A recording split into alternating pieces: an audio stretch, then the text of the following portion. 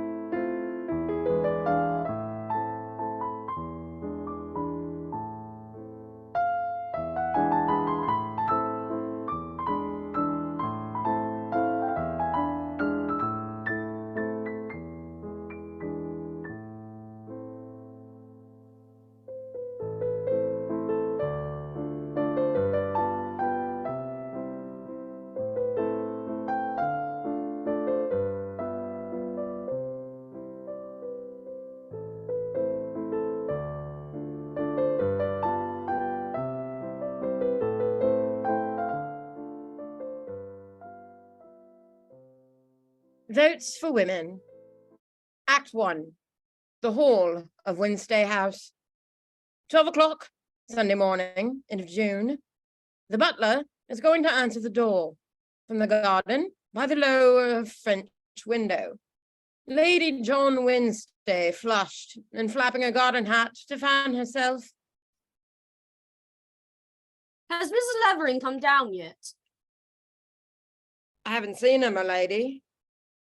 Well, I won't have her disturbed if she's resting. She certainly needs it.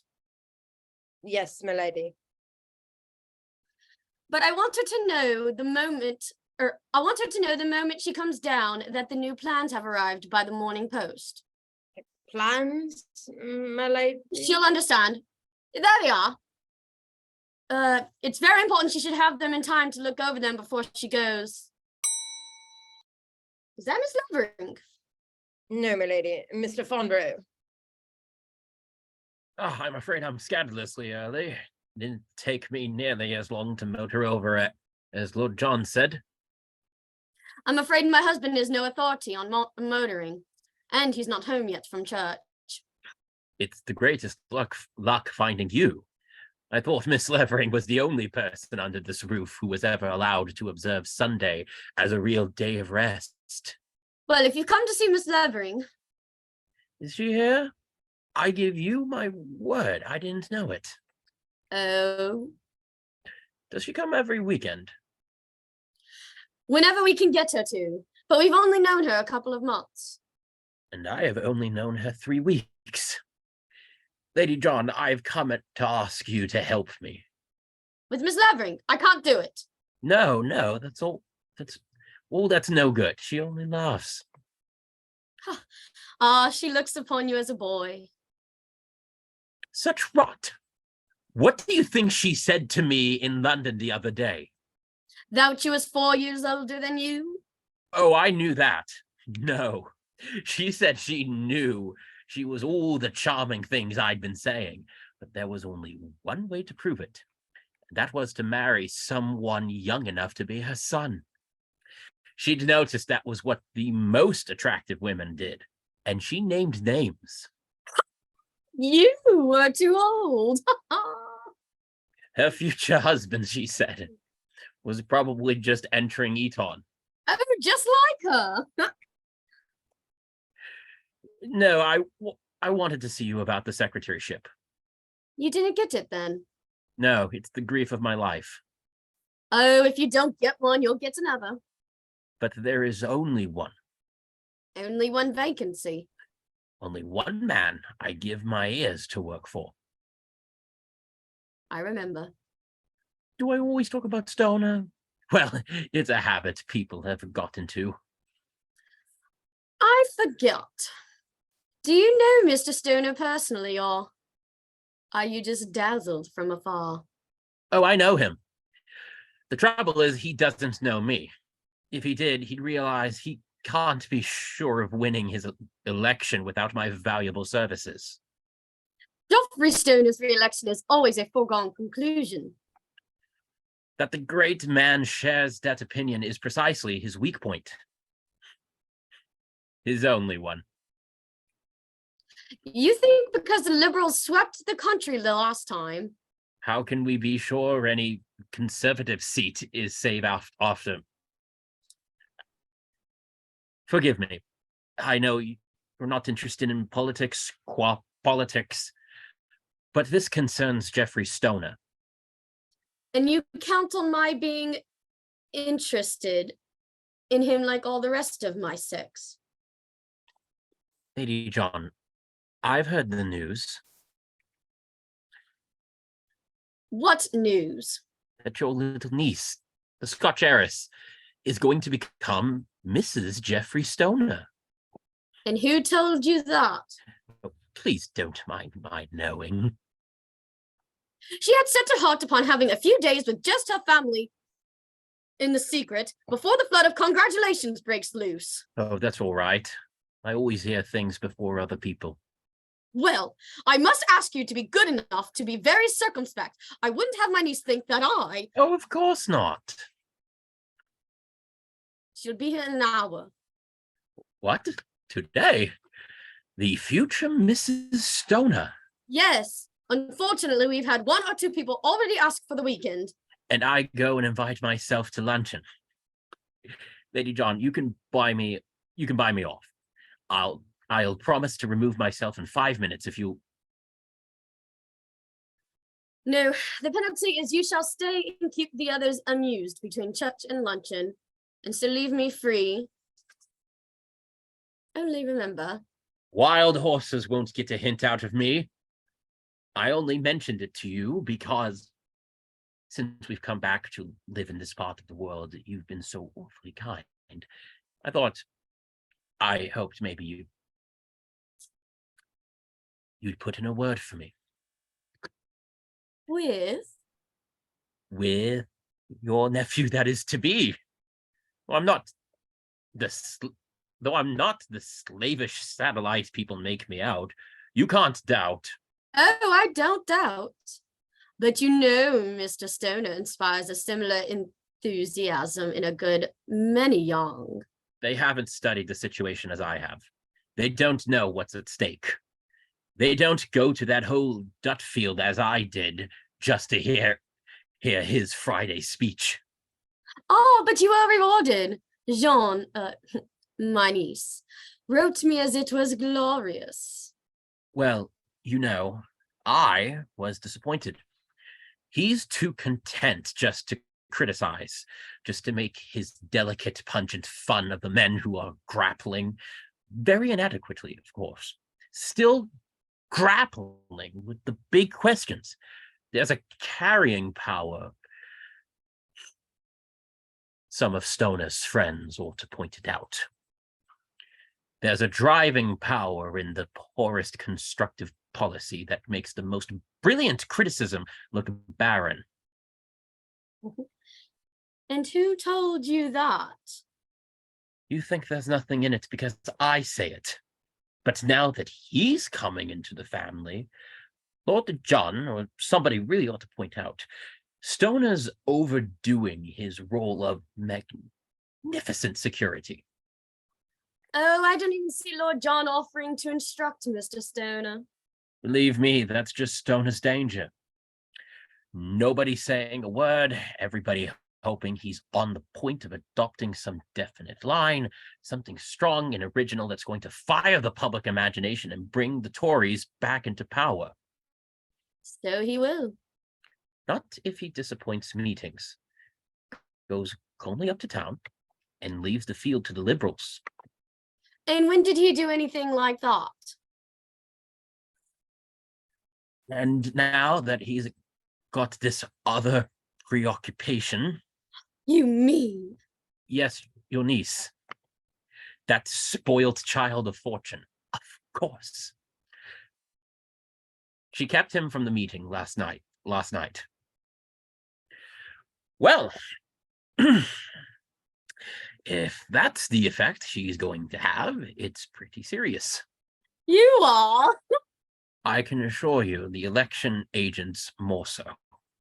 He's simply tearing his hair. And how do you know? He told me so himself yesterday. I scraped acquaintance with the agent just to see if It's not the only here that you maneuver for that secretaryship? you can never tell when your chance might come. That election chap's promised to keep me posted.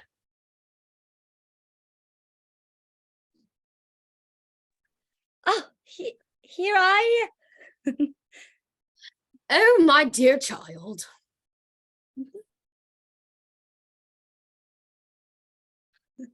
I thought that was you running up the avenue. I knew you'd be surprised. Wasn't it clever of me to manage? I don't even deserve all the credit. Now they'll tell each other for 10 minutes that she's an hour earlier than what is expected. Oh, I tell you. The Freddie Turnbridges said they were coming to you this week. Yes, they're dawdling through the park with the church brigade. Yeah. I'll go and meet them. That discreet man will get on. But how did you get here? He motored me down. Jeffrey Stoner. Why? Where is he then? He dropped me at the end of the avenue and went on to see a supporter about something. You let him go off like that without... Just tell me, my child, is it all right? My engagement? Yes, absolutely. And Jeffrey Stoner isn't going to be a little too old for you? Bless me, am I such a chicken? Well, 24 used to not be so young, but it's become so. Yes, we don't grow up so quick. But on the other hand, we stay up much longer. You've got what's vulgarly called looks, my dear, and that will help to keep you up. I know what Uncle John's thinking, but I'm not the only girl who's been left what's vaguely called money. You're the only one of our immediate circle who's been left so beautifully much. Ah, but remember, Jeffrey could. Everybody knows he could have married anyone in England. Oh, I'm afraid everybody does know it. Not excepting Mr. Stoner. Well, how spoilt is the great man? Not in the least bit in the world. You'll see. He so wants to know my best beloved relations better. An orphan has so few belongings, she has to make the most of them. Let us hope he'll approve of us on more intimate acquaintance. He will. He's my angel. Why, he gets on with my grandfather. Oh, does he? You mean to say Mr. Geoffrey Stoner isn't just a tiny bit superior about dissenters? Not half as much as Uncle John and all the rest of you. My grandfather's been ill again, you know, and rather difficult. Bless him. But, oh, Jeffrey. You must have powers of persuasion to get that old conventer to let you come in a bored motor car on Sunday too. Father didn't know. Oh, didn't know. I honestly meant to come by train. Jeffrey met me on my way to the station. We had the most glorious run. Oh, Aunt Ellen, we're so happy. I've so looked forward to having you to myself the whole day just to talk to you about it. Oh, very well. You'd find it very dreadfully dull to hear me talk about Geoffrey on a blessed day. Well, to luncheon, my dear. You mustn't mind if Miss Levering wasn't only tired last night. She was ill. I thought she looked very white. Who is Miss... You don't mean to say there's other people? Oh, one or two. Your uncle's responsible for asking that old cynic, St. John Gritreau, and I. Mr. Dutroux? He's a radical, isn't he? Jean, beginning to think in parties. Well, it's very natural now that she should. I only meant it was odd he should be here. Naturally, at my grandfather's... It's all right, my child. Of course, we expect now that you'll begin to think like Geoffrey Stoner and to feel like Geoffrey Stoner and to talk like Geoffrey Stoner. And quite proper, too. Well, if I do think my husband, with my husband and feel with him, as of course I shall. It will surprise me if I ever find myself taking a 10th as well. You should have heard him at a Dutefield. The Freddie Turnbridges. What? Not Aunt Lydia. Oh, What a delightful surprise. I'm so glad. How do you do, Mr. Freddie? My dear Jean, my darling child. How do you do, Aunt? I wasn't surprised. I always prophesied. Please.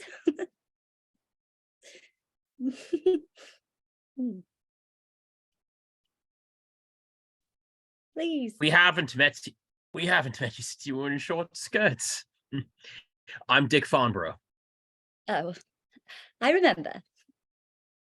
Not down yet, the elusive one. Who is the elusive one? Lady John's new friend. Oh, I forgot you hadn't seen Miss Levering. Such a nice creature. Don't you think? Of course I do. You're lucky to get her to come so often. She won't go to the other people. Well, she knows she can rest here.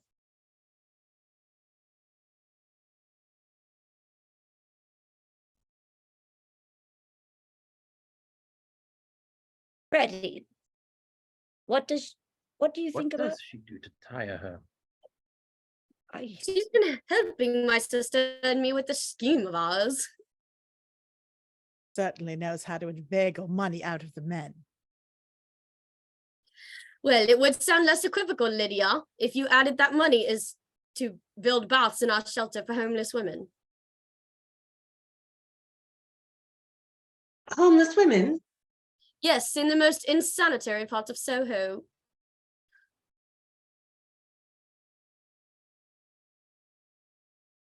Oh, really? Doesn't sound quite in Miss Levering's line.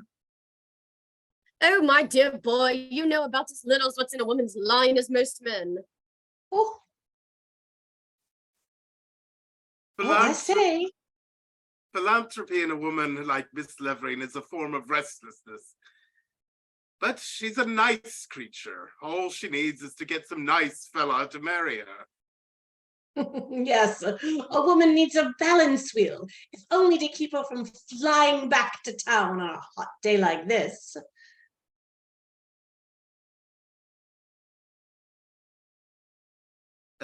Who's proposing anything so... Oh, the elusive one. Not Miss... Yes, before luncheon. She must be in London by this afternoon, she says. What for, in the name of... Well, that I didn't ask her, but I think I'll just go up and see if she's changed her plans. Oh, she must be made to. Hey, Such a nice creature. All she needs. what do you say? I protest. Good Lord, what are the women of this country coming to? I protest against Miss Levering being carried off to discuss anything so revolting. Bless my soul, what can a woman like you know about it? Little enough. Good morning. I should think so, indeed. You aren't serious about going. We were so happy out here there in the summer house, weren't we? Ideally. And to be hailed out to talk about public sanitation, forsooth. Why, God bless my soul. Do you realize that's drains? I'm dreadfully afraid it is. And we in the act of discussing Italian literature. Perhaps you'll tell me that isn't a more savoury topic for a lady? But for the tramp population, less conducive to savouriness, don't you think, than baths? No, I can't understand this morbid interest in vagrants. They're much too... Leave it to the others. What others? Oh, the sort of woman who smells of India rubber. The typical English spinster. Yeah, you know, Italy's full of her.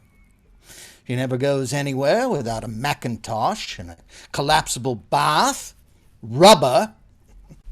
When you look at her, it's borne in upon you that she doesn't only smell of rubber, she's rubber too.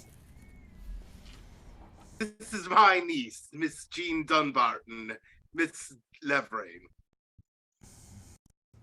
How do you do? Well, I'm sure you agree with me. About Mrs. Levering being too... But that sort of thing. Much too. What a pity you've exhausted the more eloquent adjectives. Oh, but I haven't. Well, you can't say to me as you did to Mrs. Freddy, you're too young and too happily married and too...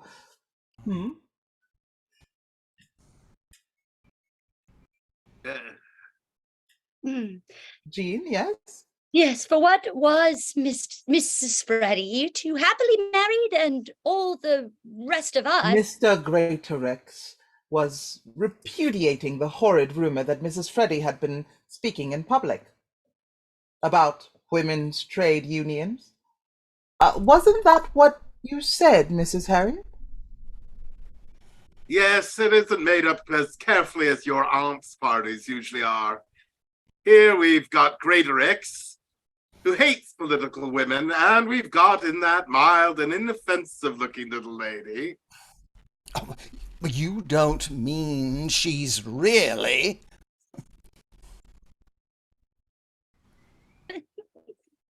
Oh, and you've got me. My dear child, he doesn't hate the charming wives and sweethearts who help him win seats. Mr. Greatorex objects only to the unsexed creatures who,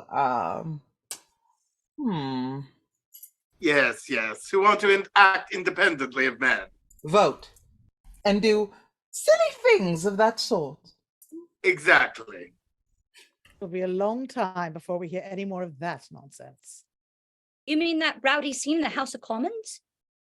Yes, no decent woman will be able to say suffrage without blushing for another generation, thank heaven.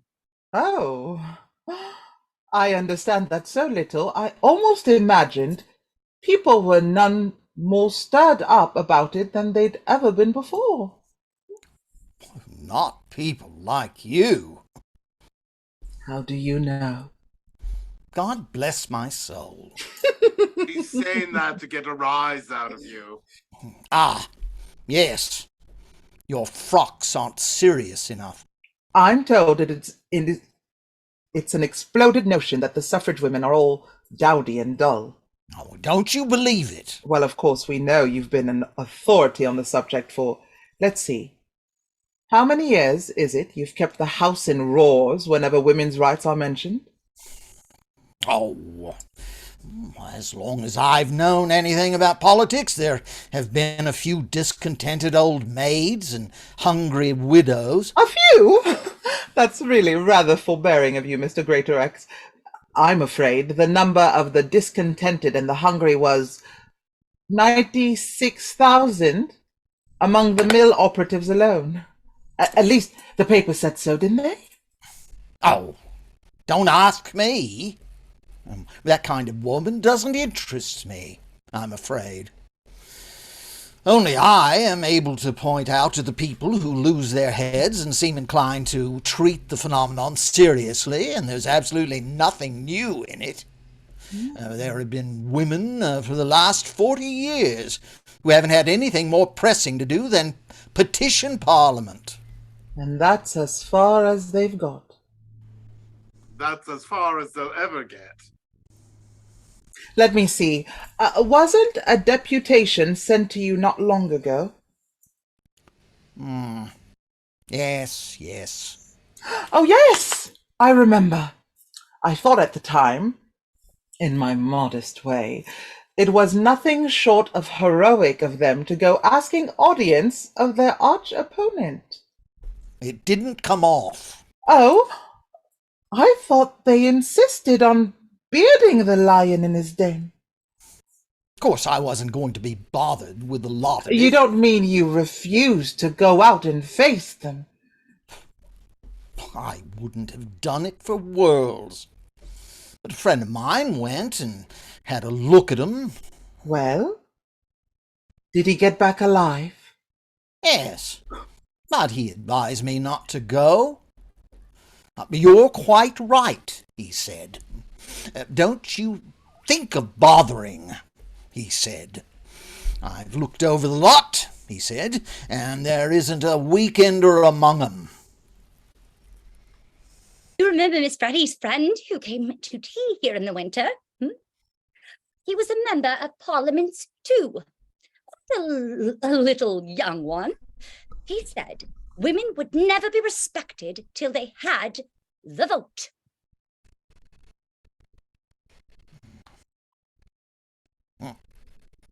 I remember telling him that he was too young to know what he was talking about.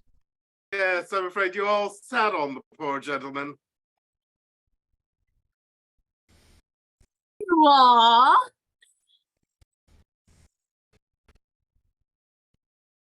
It was such fun. He was flat as a pancake when we'd done with him. Aunt Ellen told him with her most distinguished air she didn't want to be respected. Oh, my dear Lady John. Quite right. Awful idea to think you're respected. Simply revolting.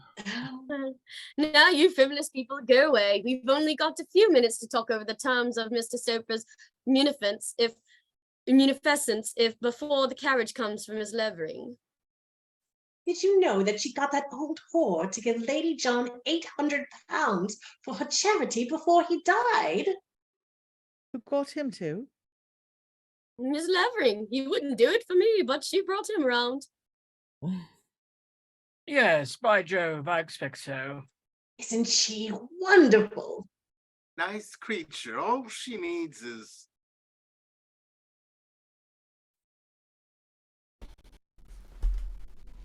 Too wonderful to waste your time on the wrong people? I shall waste less of my time after this. I'm relieved to hear it. I can't see you wheedling money for shelters and rot of that sort out of retired grocers. You see, you call it rot. We couldn't have got £8,000 out of you. I'm not sure. If I gave you that much for your little projects, what would you give me? Soper didn't ask that. Soap. I shouldn't think not. Stoper? You two still talking Stoper? How flattered the old bugger'd be. Did you hear what Mrs. Harriet said about him? So kind, so munificent, so vulgar, poor soul. We couldn't know him in London, but we shall meet him in heaven.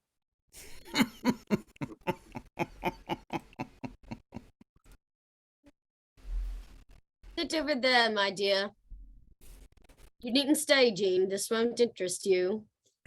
It's only an effort to meet the greatest evil in the world. What do you call the greatest evil in the world? The helplessness of women. Jean, darling, I know you can think of nothing but him. So just go and... Indeed. I can think of everything better than I ever did before. He has lit up everything for me. Made everything vivider, more significant. Who has? Oh yes, I don't care about things less, but 1,000 times more. Oh, you are love. Oh, that's it. I congratulate you. Well, this, you see, obviates the difficulty you raised. Yes, quite. But it's going to cost a great deal more. It's worth it. We'll have nothing left for the organ at St. Pilgrim's. My dear Lydia, we're putting the organ aside. We can't afford to put aside the elevating effect of music. What we must make for first is the cheap and humanly conducting lodging house. There are several of those already, but poor St. Pilgrim's. There are none for the poorest women. No, even the excellent sofa was for multiplying Roten houses. You can never get men to realize you can't always get women. It's the work least able to wait. I don't agree with you, and I happen to have spent a great deal of my life in works of charity. Ah, then you'll be interested in the girl I saw dying in a tramp ward a little while ago. Glad her cough was worse. Only she mustn't die before her father. 2 reasons. Nobody but her to keep the old man out of the workhouse. And father is so proud. If she died first, he would starve. Worst of all, he might hear what had happened up in London to his girl. She didn't say, I suppose, how she happened to fall so low? Yes, she had been in service. She lost the train back one Sunday night and was too terrified of her employer to dare ring him up after hours. The wrong person found her crying on the platform. You should have gone to one of the friendly societies. At 11 at night? And there are the rescue leagues. I myself have been connected with one for 20 years. 20 years! Always arriving after the train's gone, after the girl and the wrong persons have got to the journey's end. Where is she now? Never mind. 2 nights ago, she was waiting at a street corner in the rain. Near a public house, I suppose. Yes, a sort of public house. She was plainly dying. She was told she shouldn't be out in the rain. I mustn't go in yet, she said. This is what he gave me, and she began to cry. In her hand were 2 pennies, silvered over to look like half-crowns. I don't believe that story. It's just the sort of thing some sensation monger trumps up. Now, who tells you such? Several credible people. I didn't believe them. Till last week I saw for myself. Saw? Where? In a low lodging house, not 100 yards from the church you want a new organ for. How did you happen to be there? I was on a pilgrimage. Pilgrimage? Into the underworld. You went? How could you? I Put on an old gown and a tawdry hat. You'll never know how many things are hidden from a woman in good clothes. The bold, free look of a man at a woman he believes to be destitute. You must feel that look on you before you can understand a good half of history. Jean, But where did you go? Dressed like that? Down among the homeless women, on a wet night, looking for shelter. Well, no wonder you've been ill. And it's like that? No, No. it's so much worse. I dare not tell about it. Even if you weren't here, I couldn't.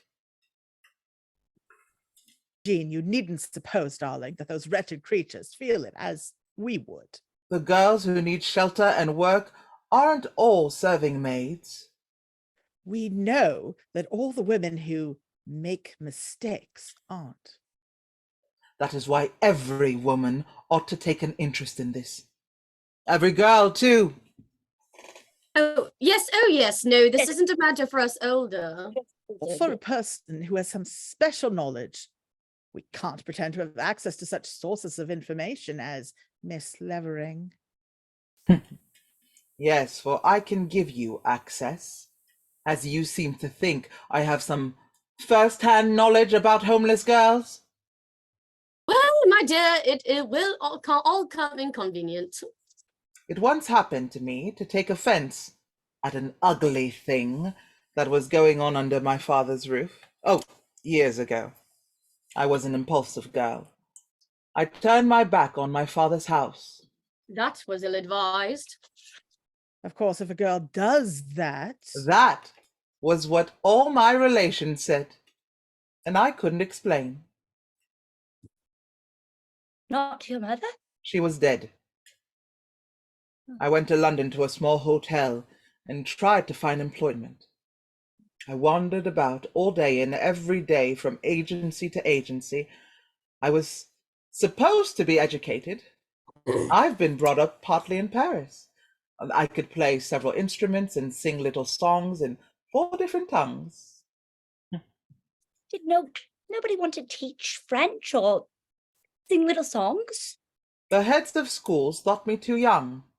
There were people ready to listen to my singing, but the terms, they were too hard. Soon, my money was gone.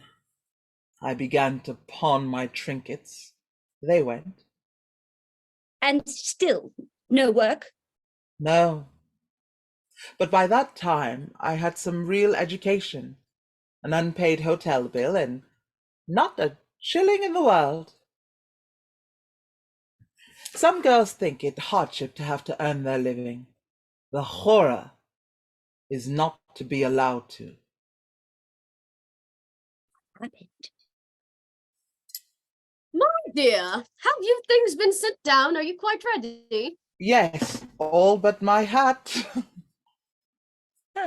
Well, Well, by chance, I met a friend of my family. that was lucky. I thought so. He was nearly 10 years older than I. He said he wanted to help me. And didn't he?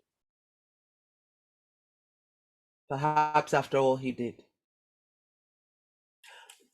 Why do I waste time over myself? I belong to the little class of armed women. My body wasn't born weak and my spirit wasn't broken by the habit of slavery. But as Mrs. Harriet was kind enough to hint, I do know something about the possible fate of homeless girls. I found there were pleasant parks, museums, free libraries in our great rich London, and not one single place where destitute women can be sure of work that isn't killing of food, or food that isn't worse than prison fare. That's why women ought not to sleep on nights till this shelter stands, spreading out wide arms. No. Even when it's built, you'll see, many of those creatures will prefer the life they lead. They like it. A woman told me, one of the sort that knows, told me many of them like it so much that they are indifferent to the risk of being sent to prison. It gives them a rest, she said. Arrest.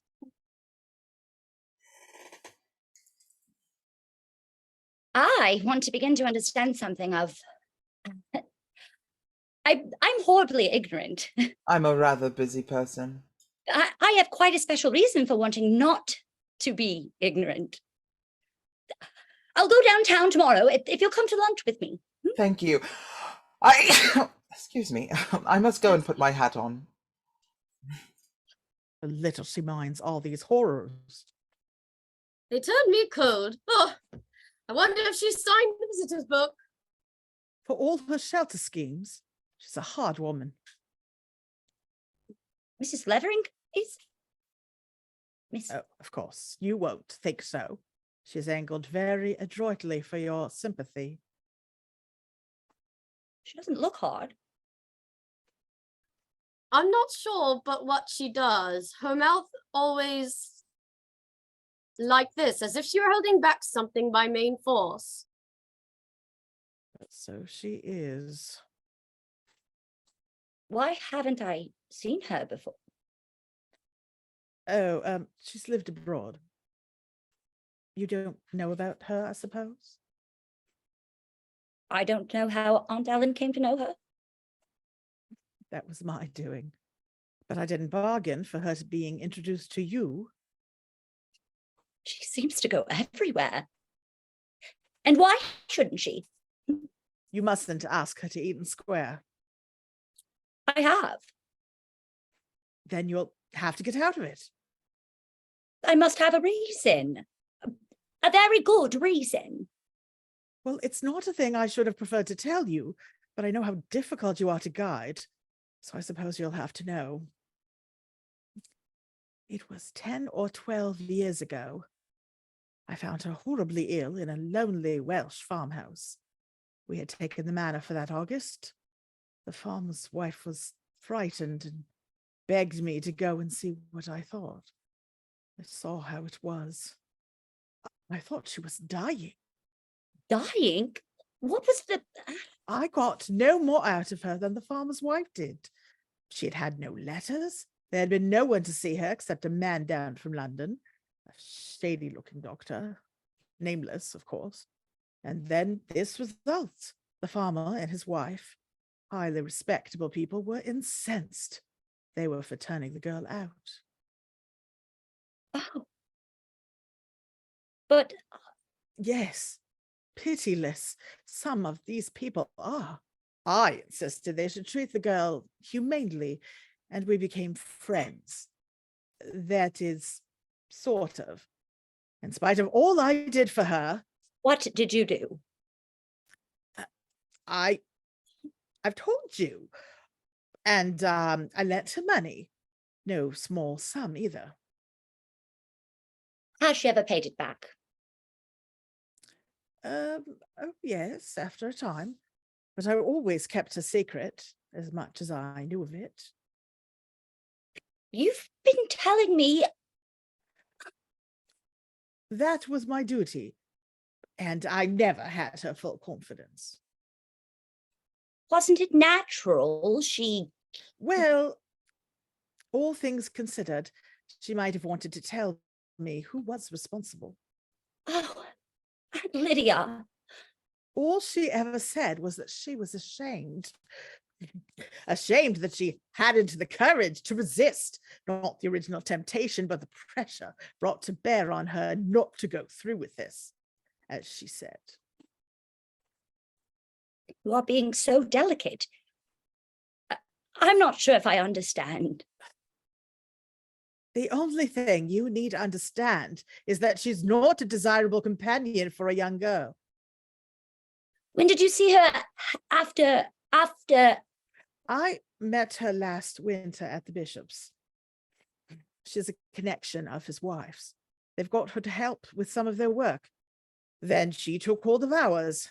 Your aunt and uncle are quite foolish about her, and I'm debarred from taking any steps At least till the shelter is out of hand. I do rather wonder what she can bring herself to talk about. The unfortunate women of the world. The effrontery of it. Or the courage. Even presumes to set me right. Of course, I don't mind in the least, poor soul, but I feel that I owe it to your dead mother to tell you about her, especially as you're old enough now to know something about life.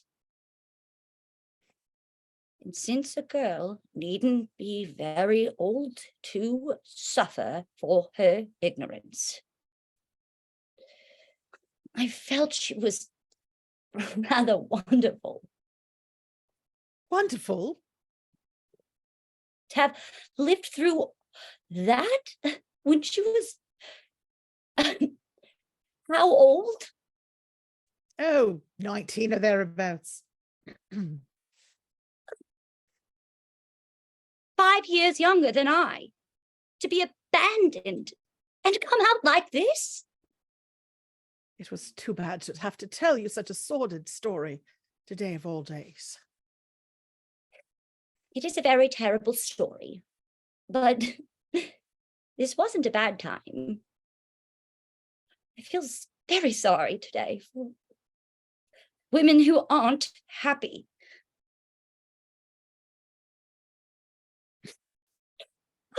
Oh, that's Jeffrey. Mr. Stoner, what makes you think?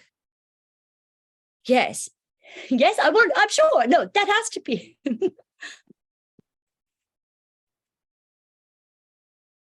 I'm sure. Who do you think is motoring up the drive? Oh dear, how am I ever going to be able to behave like a girl who isn't engaged to the only man in the world worth living for, marrying? You were expecting Mr. Stoner all the time. He promised he'd come to luncheon if it was humanely possible, but I was afraid to tell you for fear he'd be prevented. You felt we couldn't have borne the disappointment. I felt I couldn't. Oh, here's an agreeable surprise. How do you do? Ah, yes, by Jove. What gigantic luck. How do you do?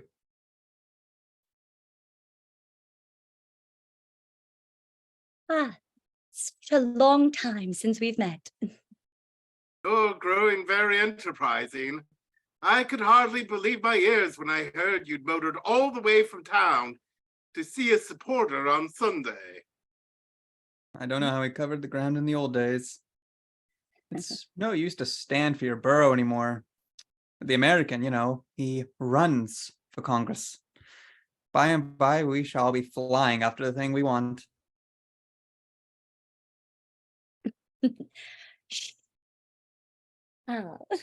All sorts of irrelevant people here. How do you do, Mr. Stoner? Oh, how do you do? Some of them were arguing in the smoking room last night whether it didn't hurt a man's chances going about in a motor. Yes, we've been hearing a lot of stories about the unpopularity of motor cars. Among the class who hasn't got them, of course. What do you say? Oh, I'm sure you gain more votes by being able to reach so many more of your constituency than we used. Well, I don't know. I've sometimes wondered whether the charm of our presence wasn't counterbalanced by the way we tear about smothering our fellow beings in dust and running down their pigs and chickens, not to speak of their children. What on the whole are the prospects? We shall have to work harder than we realized. Ah. He says he believes I'll be able to make a real difference to his chances. Isn't it angelic of him? Angelic, Machiavellian. I pin all my hopes on your being able to counteract the pernicious influence of my opponent's glib wife. You want me to have a real share in it all, don't you, Jeffrey? Of course I do. I don't gather you're altogether sanguine. Any complication? Well, there's this agitation about the women question. Oddly enough, it seems likely to affect the issue. Why should it? Can't you do what the other 400 have done? I mean, easily. But you see, the mere fact that 420 members have been worried into promising support, and then once in the House have let the matter severely alone. And alone? Bless my soul, I should think so indeed. Of course, it's a device that's somewhat worn. Still, if they think they're getting a future cabinet minister on their side. It will be sufficiently embarrassing for the cabinet minister.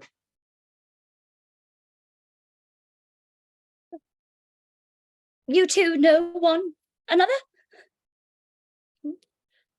Everybody in this part of the world knows Mr. Stoner, but he doesn't know me. Severin? Oh, you have been hearing him speak. Yes, I was visiting some relations near Dutfield. They took me to hear you. Oh, the night the suffragettes made their customary row? The night they asked you. My friends? Well, Mrs. Freddy, what do you think of your friends now? My friends? Yes, the disorderly woman. They are not my friends, but I don't think you must call them disorderly. Why not? I can forgive them for worrying the late government, but they are disorderly. Isn't the phrase consecrated to a different class? He's perfectly right. How do you do? Disorderly women. That's what they are. Want to be locked up. Every one of them. Public nuisances. Going about with dog whips and spitting in policemen's faces. I wonder if they did spit. Of course they did. You're no authority on what they do. You run away. Run away? Yes. If ever I muster up courage to come back, it will be to vote for better manners in public life, not worse than we have already.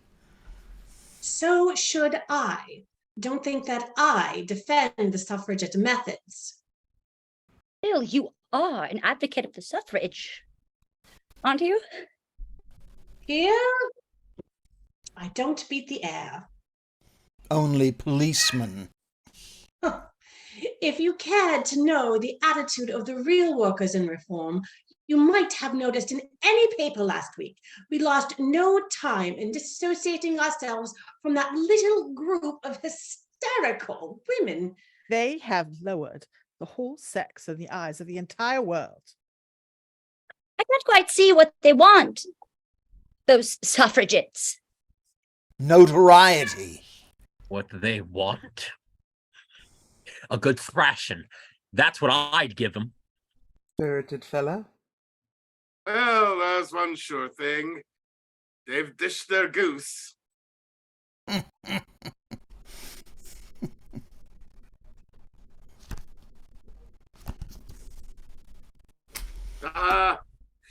I believe these silly scenes are a pure joy to you. Final death blow to the whole silly business. Suffragettes don't seem to know they're dead.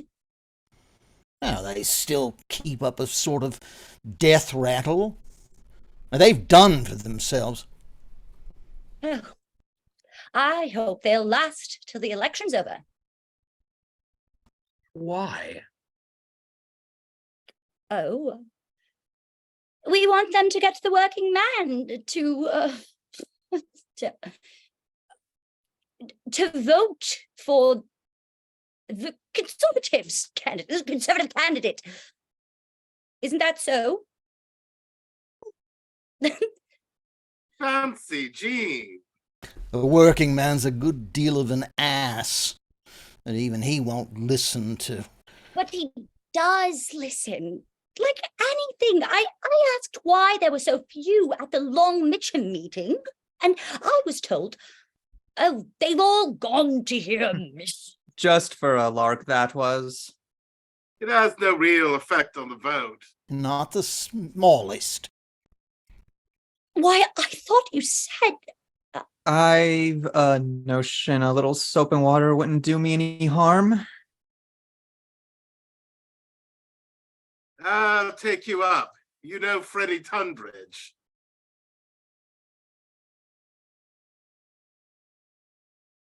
Well, if women are no importance in politics, it isn't for the reason you gave. There is now and then a weekender among them.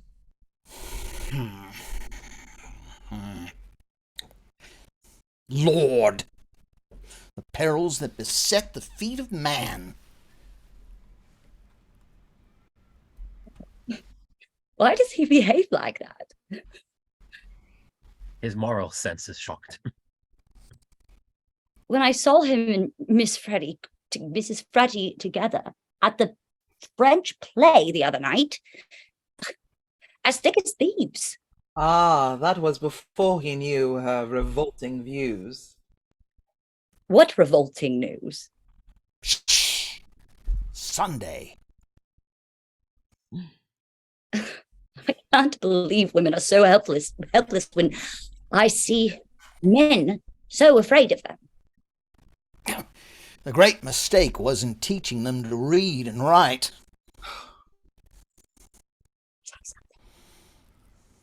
Oh no, that wasn't the worst mistake. Yes, it was. No, believe me. The mistake was in letting women learn to talk. Ah! I see now what's to be the next great reform. Oh, when women are all dumb, no more discussions of the paradiso. The thing itself.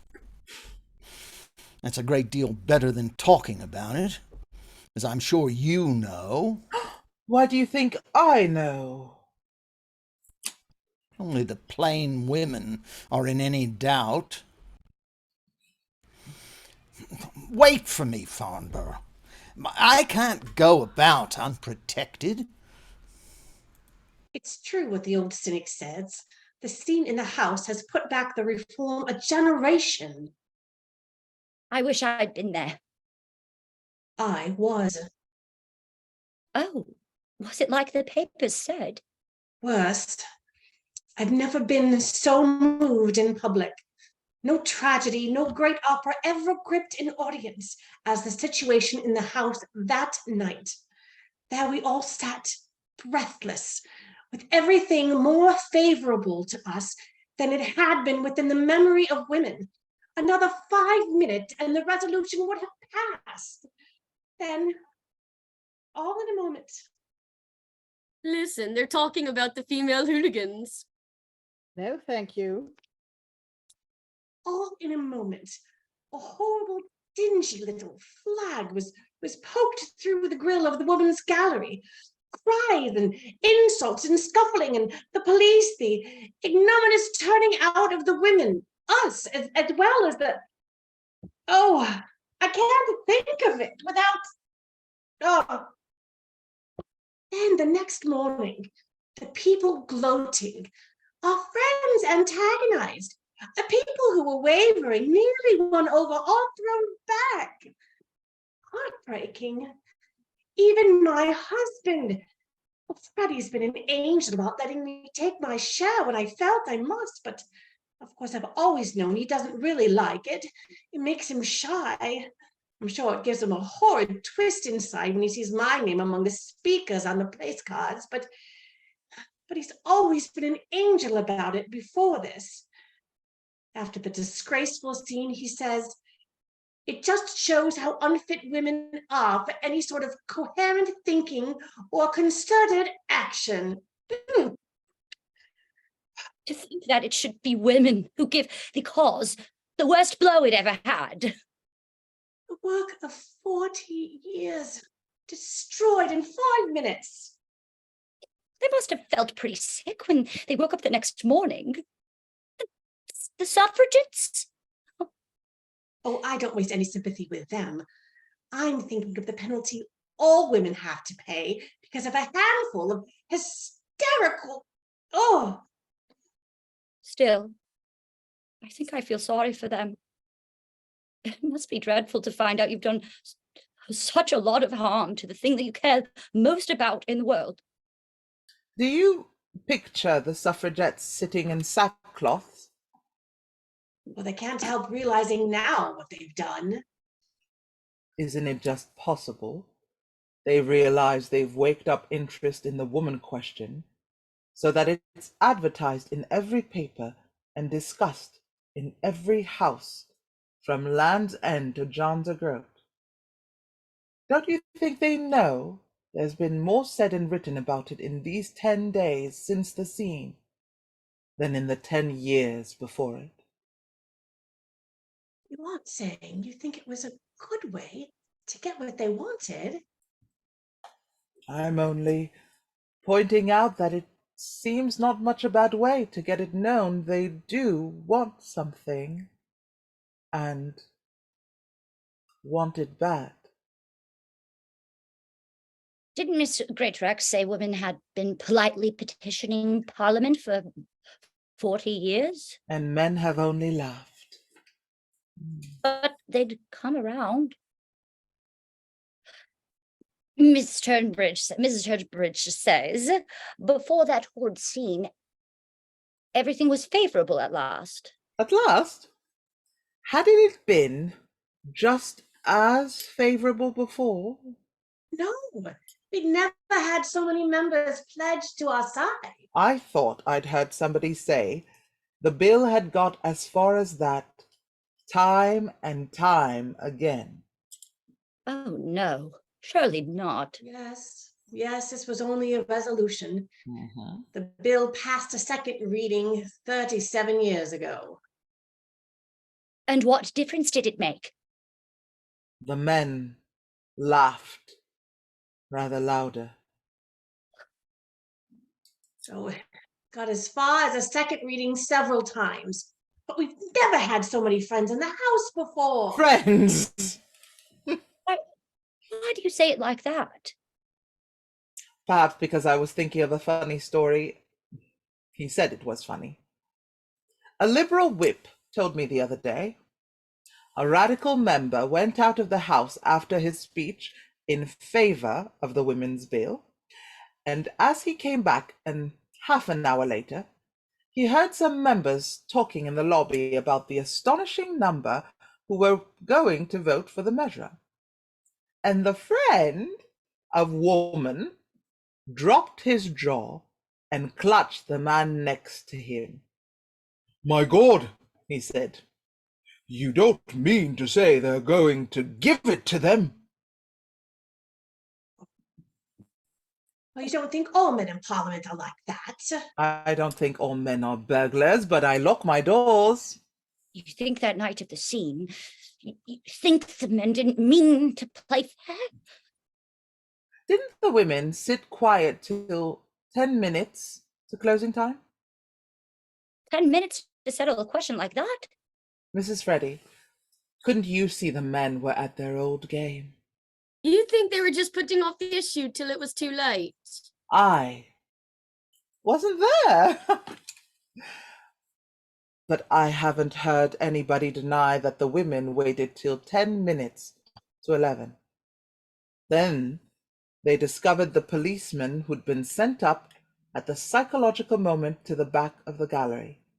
Then I'm told, when the women saw they were betrayed once more, they utilized the few minutes left to impress on the country at large the fact of their demands. Did it in the only way left them. It does rather look to the outsider as if the well-behaved women had worked for 40 years and made less impression on the world than those fiery young women made in 5 minutes. Oh, come, be fair. Well, you must admit that the next day every newspaper reader in Europe and America knew there were women in England in such dead earnest about the suffrage that the men had stopped laughing at last and turned them out of the house. Men even advertised how little they appreciated the fun by sending the women to jail in pretty sober earnest, and all the world was talking about it. I have noticed whenever the men aren't there, the women sit and discuss the scene. I shan't have to wait till the men are gone. He's in sympathy. And how do you know? He told the interrupting women so. Who?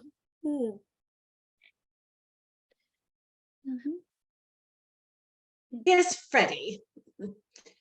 You're judging from the outside. Those of us who have been working for years, we all realized it was a perfectly lunatic proceeding. I think the only chance of our getting what we want was by winning over the men.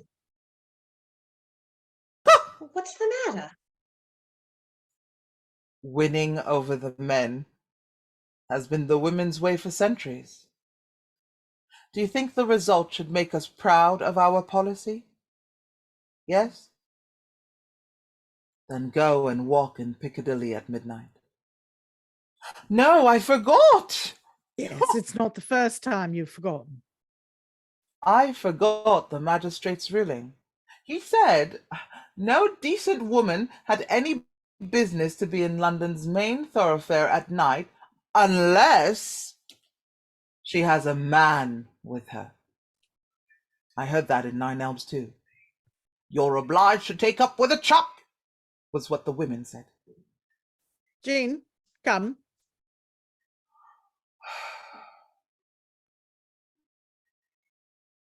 All this talk against the wicked suffragettes, I mean, it makes me want to go and hear what they've got to say for themselves. But I must... Lady John? Yes. My dear, I think Lydia Harriet's right. We oughtn't to do anything or say anything to encourage this ferment of feminism, and I'll tell you why. It's likely to bring a very terrible thing in this train. What terrible thing? Sex antagonism. It's here. Oh, don't say that. Lady John, you're so conscious it's here, you're afraid to have it mentioned. If it's here, it is the fault of those women agitators. No woman begins that way.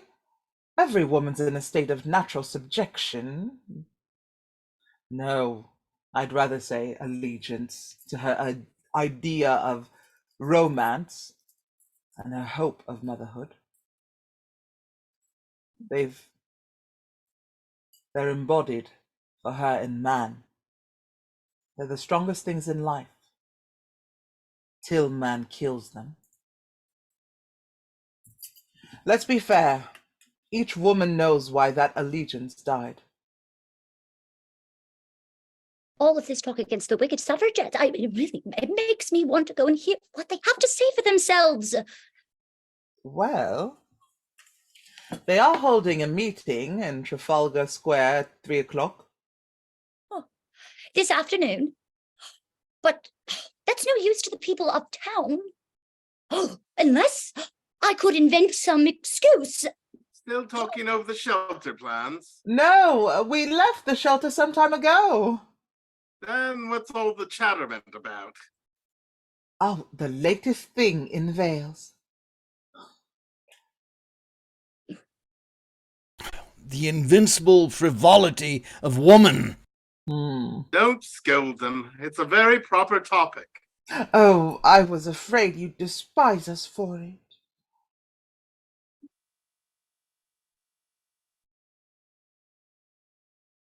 No, you don't despise us? No, not at all. Oh, they're coming for you. Oh, yes. Don't forget your book. Why? Oh, it's for me. Okay. But it's time I was. Oh, may I? Ah, I've got your book. Oh, The Inferno. No, I'm in a worse place. I didn't know there was worse. Yes, it's worse with the Vigliacci. I forget. Were they Gulf or Gilbline? They weren't either. And that was why Dante couldn't stand them. He said there was no place in heaven nor in purgatory, not even a corner in hell, for the souls who had stood aloof from strife. He called them wretches who never lived. Dante did, because they never felt the pangs of partisanship. And so they wander homeless on the skirts of limbo, among the abortions and offscourings of creation.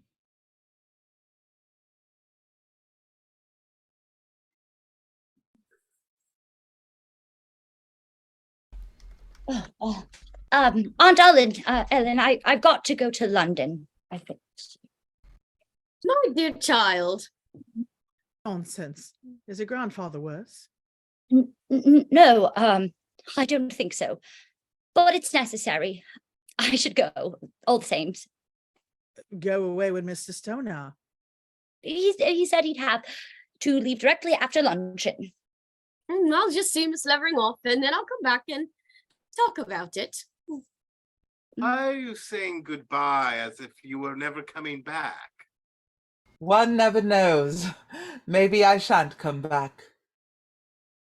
Stoner, goodbye.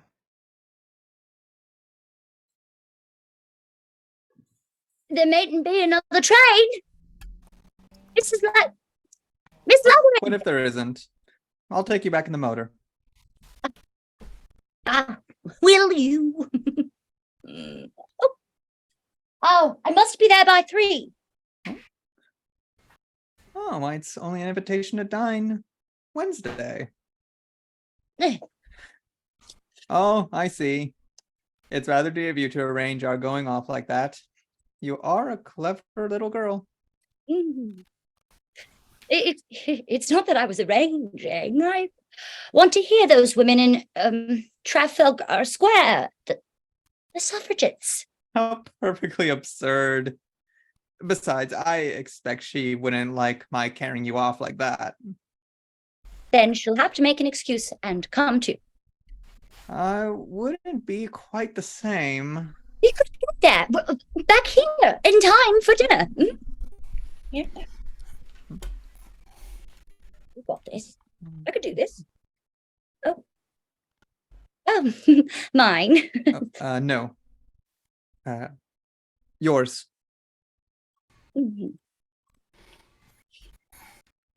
Oh, wait. But that's not an L. It's V. Oh. Wait. Oh, yes, Lady John. Yes, I'm coming.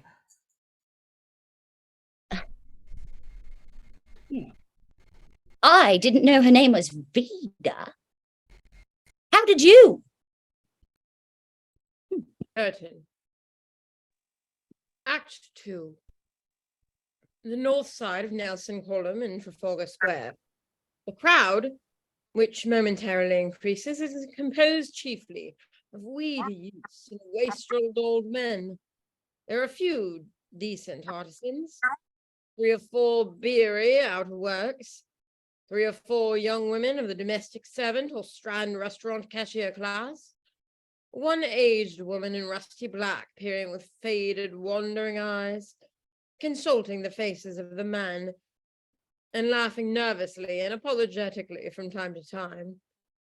1 or 2 quiet-looking business-like women, 30 to 40, 2 middle-class men who stare and whisper and smile, a quiet old man with a lot of unsold Sunday papers, under one arm, stands in an attitude of rapt attention, with the free hand round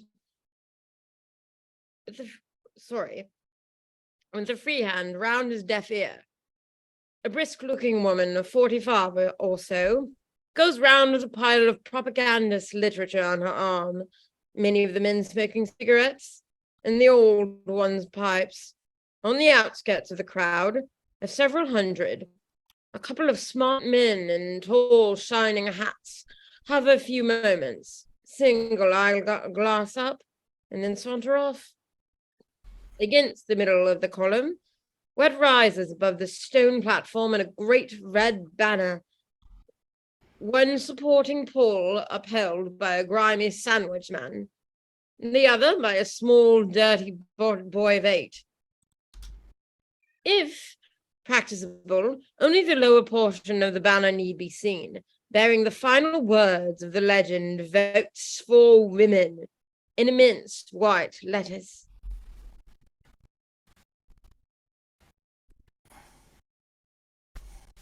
I've got boys of my own, and we laugh at all sorts of things.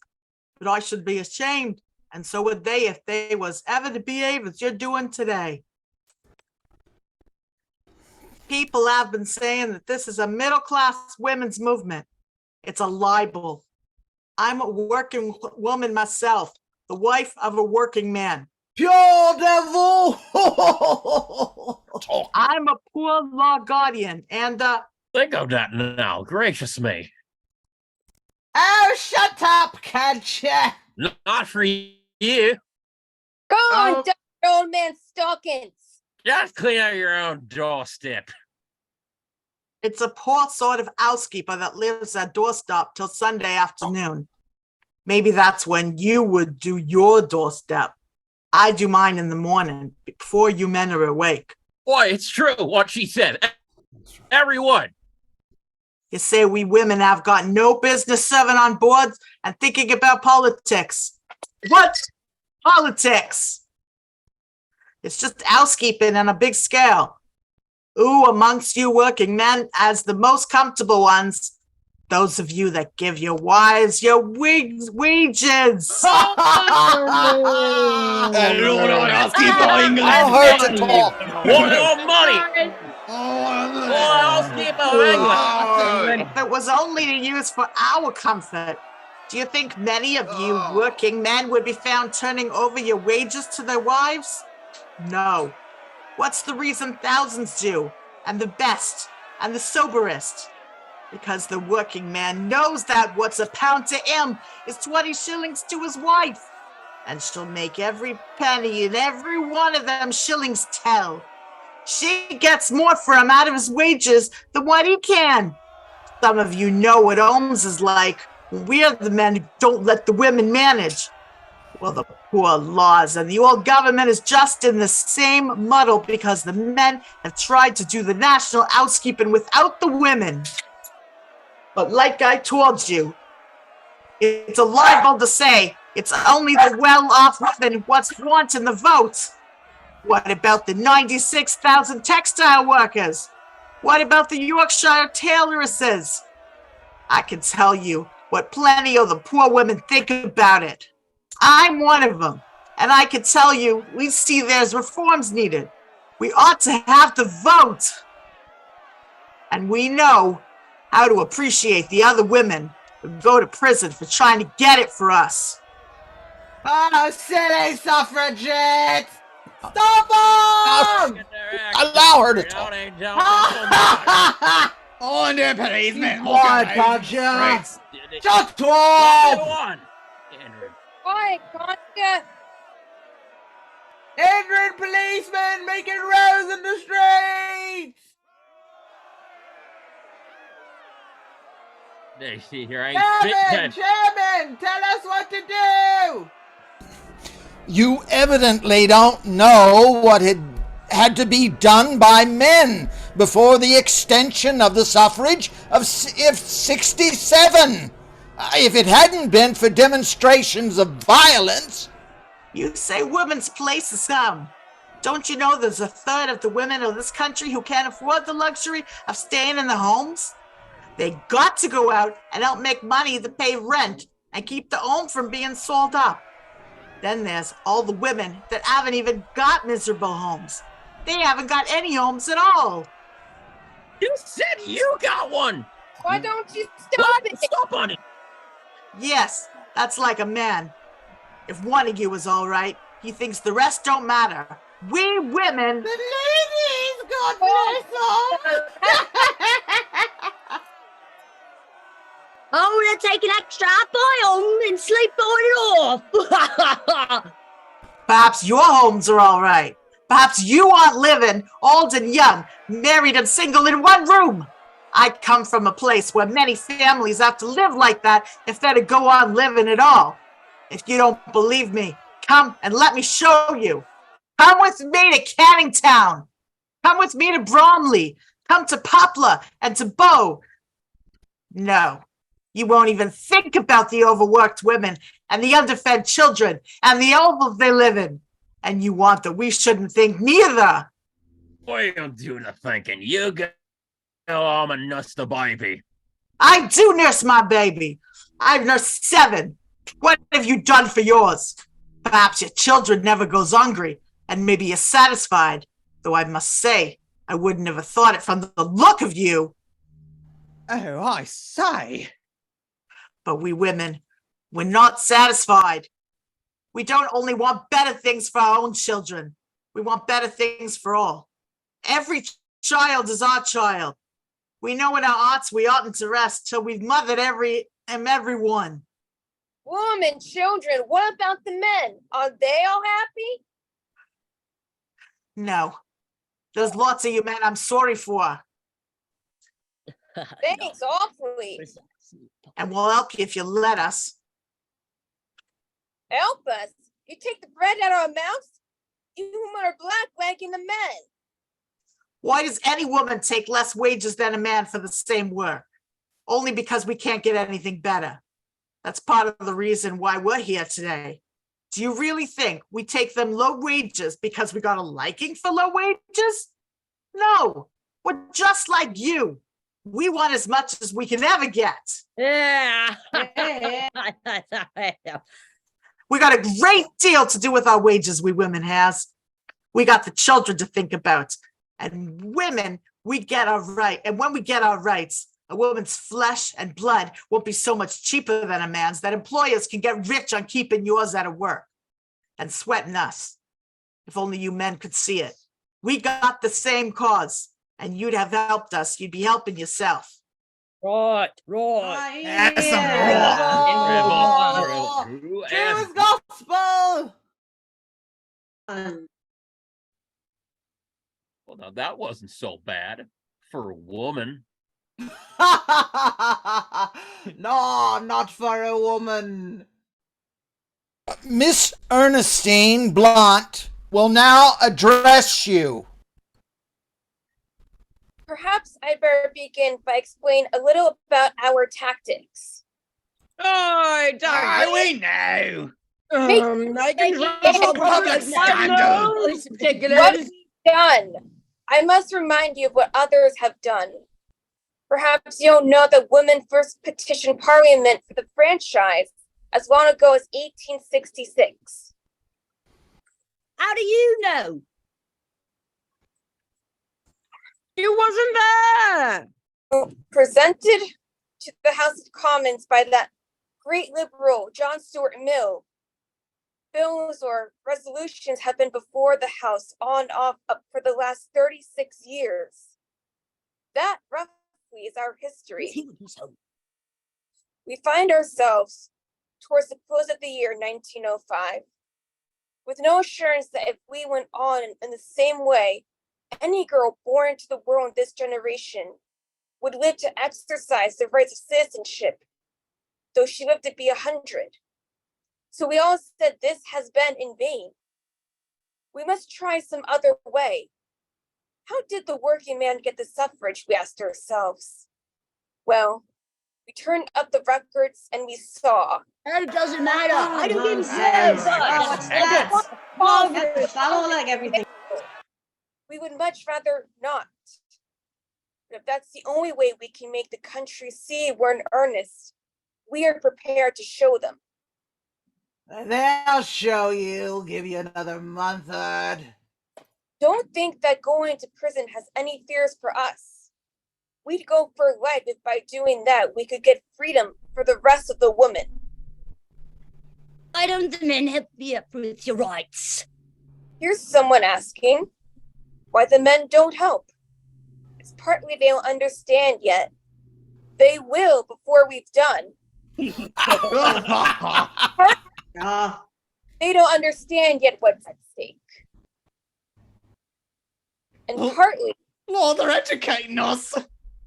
Partly that the bravest man is afraid of ridicule.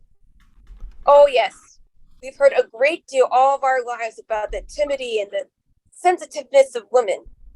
And it's true. We are sensitive. But I tell you, ridicule crumples a man up. It steals a woman. We've come to know the value of ridicule. We've educated ourselves so that we welcome ridicule. We owe our sincerest thanks to the comic writers. The cartoonist is our unconscious friend. Who cartoons people who are of no importance? What advertisement is so sure of being remembered? I admit that. We didn't know it by any other sign. The comic papers would tell us we've arrived. But our greatest debt of gratitude we owe to the man who called us female hooligans.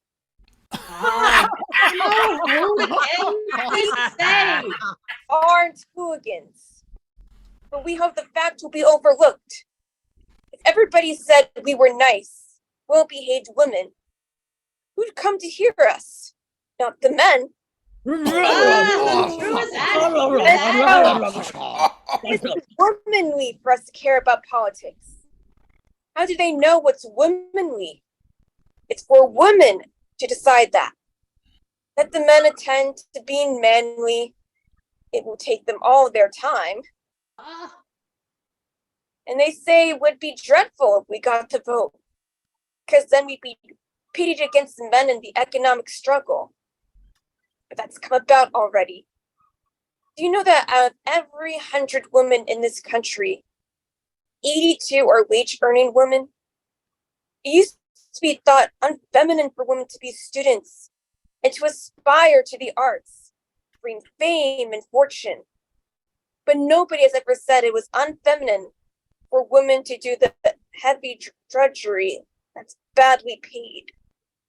That kind of work had to be done by somebody. And the men didn't hanker after it. Oh no. Oh, they didn't. Too busy. Oh no. Let the women scrub and cook and wash. That's all right. But if they want to try their hand at the better paid work of the liberal professions, oh, very unfeminine indeed. Then there's another thing. Now, I want you to listen to this because it's very important.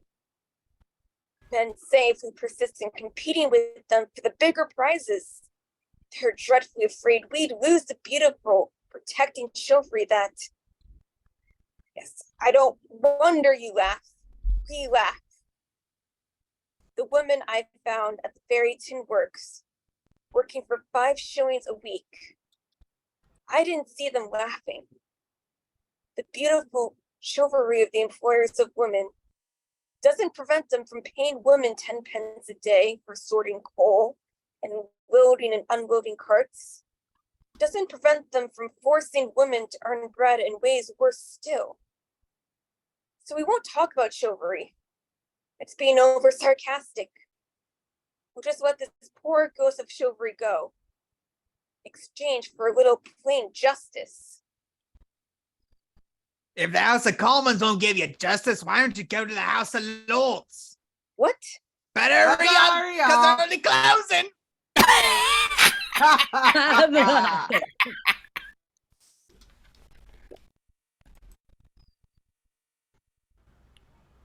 A man at the back asked the speaker something.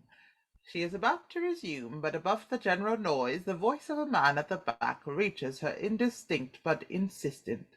She leans forward, trying to catch what he says. While the indistinguishable murmur has been going on, Geoffrey Stoner has appeared on the edge of the crowd, followed by Jean and Lady John in motor veils.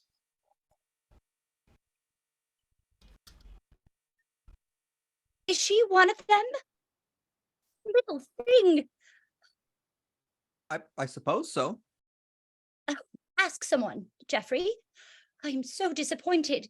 I did so hope we'd hear one of the worst. What? What do you say? Can you tell me, my man, which are the ones that that make the disturbance? The one that's doing the talking, she's the disturbingest of the lot! Not that nice little. Oh, don't you be took in, miss. Oh, yes, I see. There's a man over here asking. Oh, is it question time? I've got a question too. Are you married? Oh, yeah.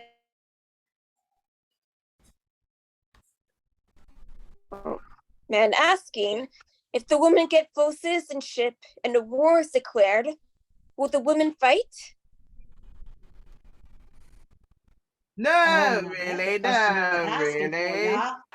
Well, you know, some people say the whole trouble about us is that we do fight, but it is only hard necessity makes us do that. We don't want to, men seem to, just for fighting's sake. Women are for peace. Yeah. When we have a share in public affairs, there'll be less likelihood of war.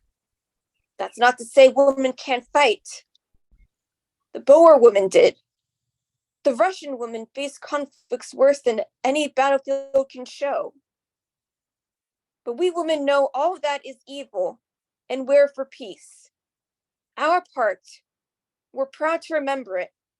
Our part has been to go about after you men in wartime and pick up the pieces. You men blow them to bits, and then we come along and put them together again. If you know anything about military nursing, you know a good deal of our work has been done in the face of danger, but it's always been done. You complain that more and more we're taking away from you men the work that's always been yours. You can't any longer keep women out of the industries. The only question is upon what terms shall she continue to be in? As long as she's in on bad terms, she's not only hurting herself, she's hurting you. But if you're feeling discouraged about our competing with you, we're going to leave you your trade in war. Let the men take life. We give life. No one will pretend ours isn't one of the dangerous trades either. I won't say any more to you now, because we've got others to speak to you. A new woman helper that I want you to hear. Aristide's a corker.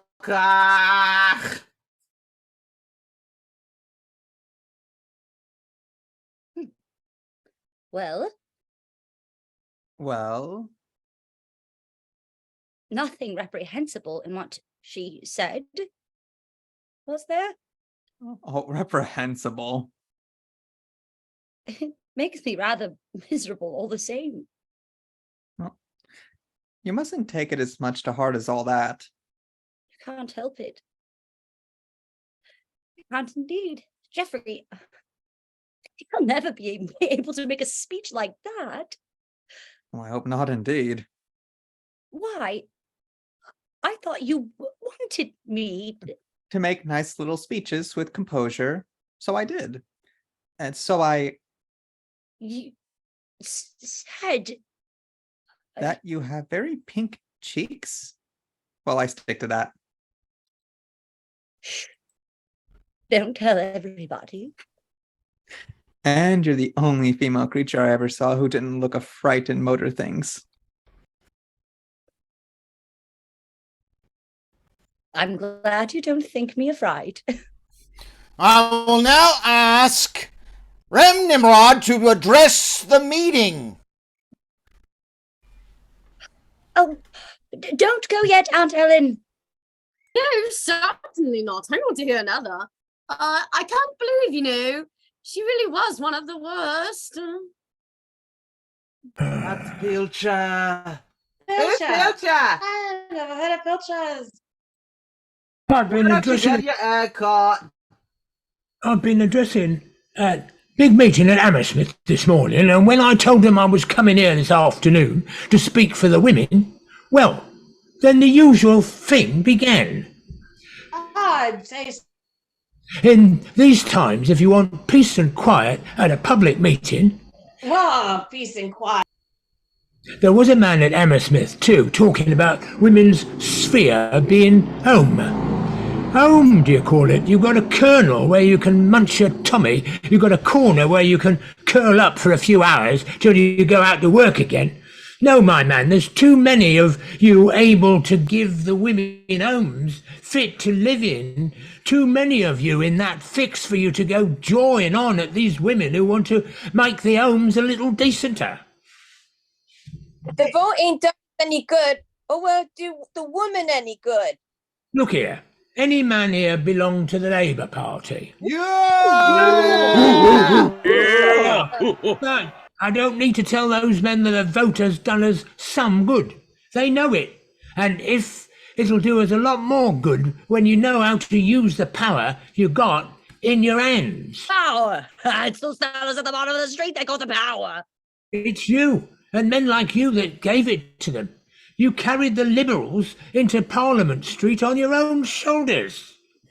You believed,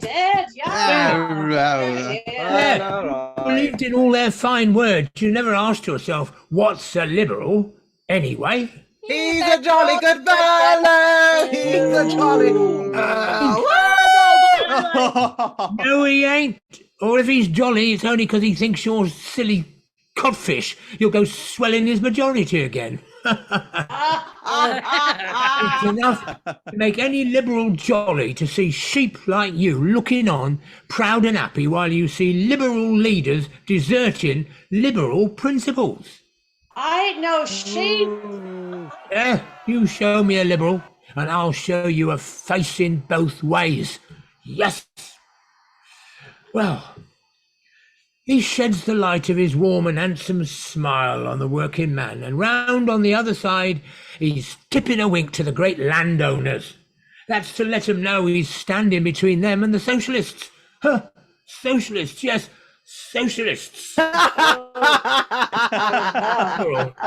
liberal is the judicial sort of chap who sits in the middle. On the fence! Tories one side, socialists the other. Well, it ain't always so comfortable in the middle. You'll like to get squeezed. Now, I say to the women, the Conservatives don't promise you much, but what they promise, they do. This fellow isn't half bad. The Liberals, they promise you the earth and they give you the whole of nothing. Yeah. Now, we men have seen it happen over and over. Amusing. The women can take an inch quicker than we can. They won't stand the nonsense men do, only they haven't got a fair chance of even to agitate for their rights. Thus, I was coming up here, I heard a man saying, look at this big crowd. Why, we're all men. If the women want to vote, why ain't they here to say so? Well, I'll tell you why. It's because you've had to get the dinner for you and me, and now they're washing up the dishes. You think we ought to stay home and wash the dishes? Oh, no. Well, if they'd leave it to us once or twice, perhaps we'd understand a little more about the woman question. I know why my wife isn't here. It's because she knows I ain't much use around the house. And she's hoping I can talk to some purpose. Maybe she's mistaken. Anyhow, I'm here to vote for her and all the other women. Yeah, And yay. to tell you men what improvements you can expect to see when women are as the share in public affairs that they ought to talk of. What What do you know about it? You can't even talk What grammar. do you know about it? You can't even talk grammar. Oh, I'm not even here to talk grammar, but to talk reform. I ain't defending my grammar, but I'll say in passing that if my mother had had her rights, maybe my grammar would have been better. Oh, yeah. Wait a bit, half a minute, my man. Are you talking? I ain't your man. Lucky for me, there seems to be a gentleman here who doesn't think women ought to have the vote. One. Only one. Oh. Perhaps he doesn't know much about women. Oh. The gentleman says he's married. Well, then, for the sake of his wife, we mustn't be too sorry he's here. No doubt she's saying, heaven be praised, these women are making a demonstration in Trafalgar Square, and I'll have a little peace and quiet at home for one Sunday in my life. Is that the truth? Why, you're like the man at Hammersmith this morning, and he was asking me, how would you like men to stay at home and do the family washing?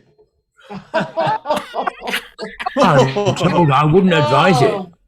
I have too much respect for my clothes. It's their place. The women ought to do the washing. I'm not sure you ain't right. For a good many you fellas, from the look of you, you can't even wash yourselves. What are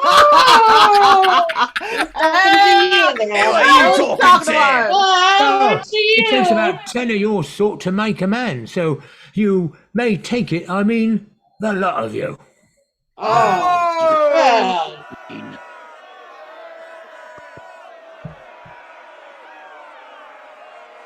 Now, there's another woman going to speak.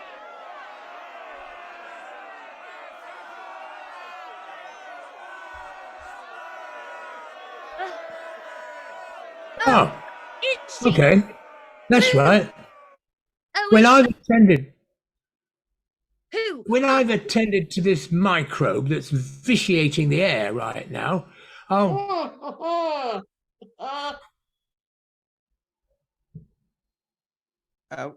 We're going now. No, not yet. Oh, please, not yet. Why, I do believe I'm going to take Jean out of this mob. Will you come? What? Yes, if you think. But surely it's. Vida Levering comes forward. She wears a long, plain, dark green dust cloak, stands talking to Ernestine Blunt, and glancing a little apprehensively at the crowd. I'll come down to the microbe when the lady will say a few words to you, if she can make herself heard. Boo! Oh!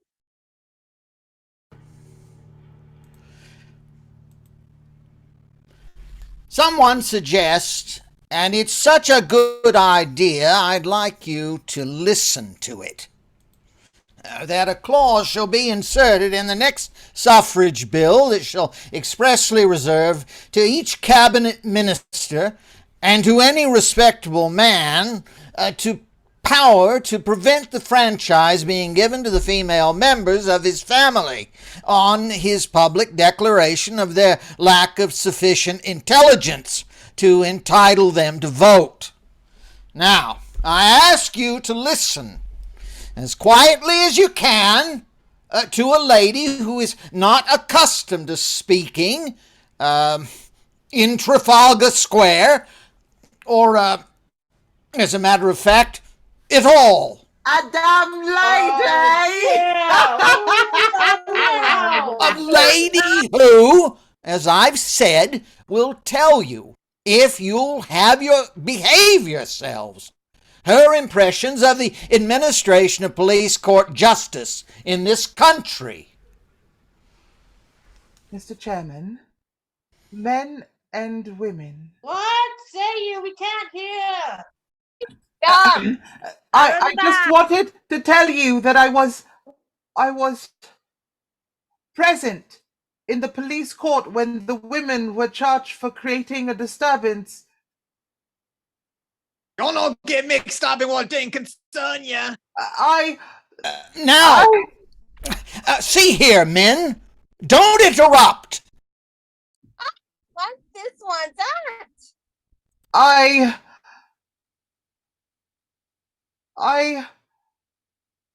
They're a disgrace. A and one- disgrace. Yeah.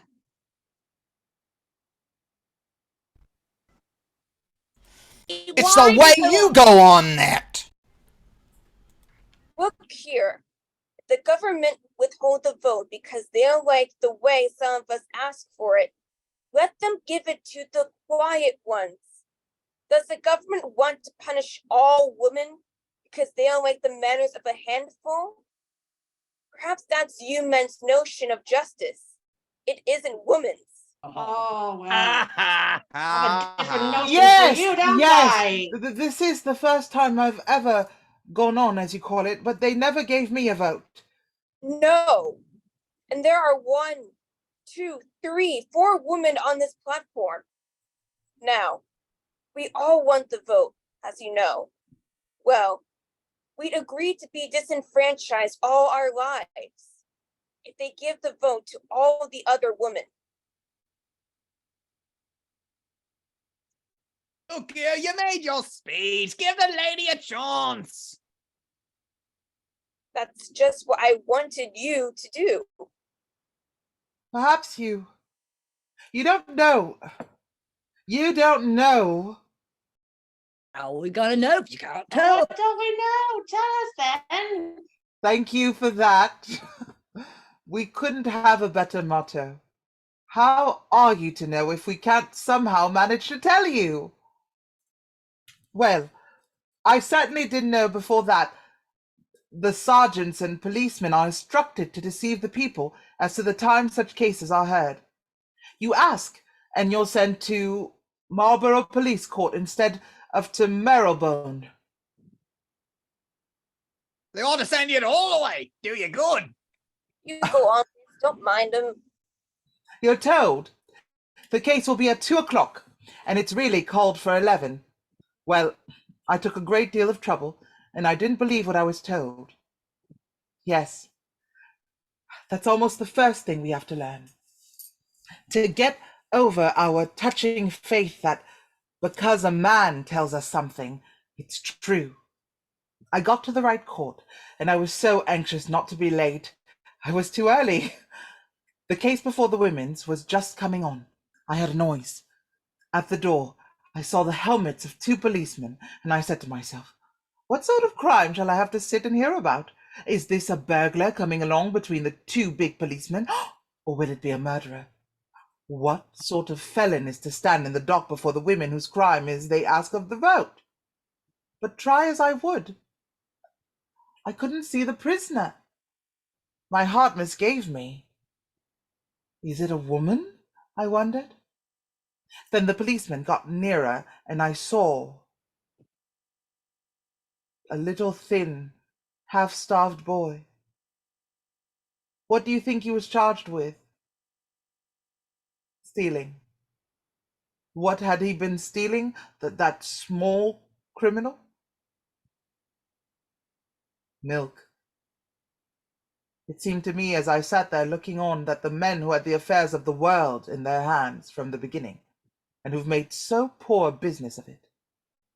Oh, poor bright man. Are we downhearted? No. Oh, no. So poor a business of it as to have the poor and the unemployed in the condition they're in today.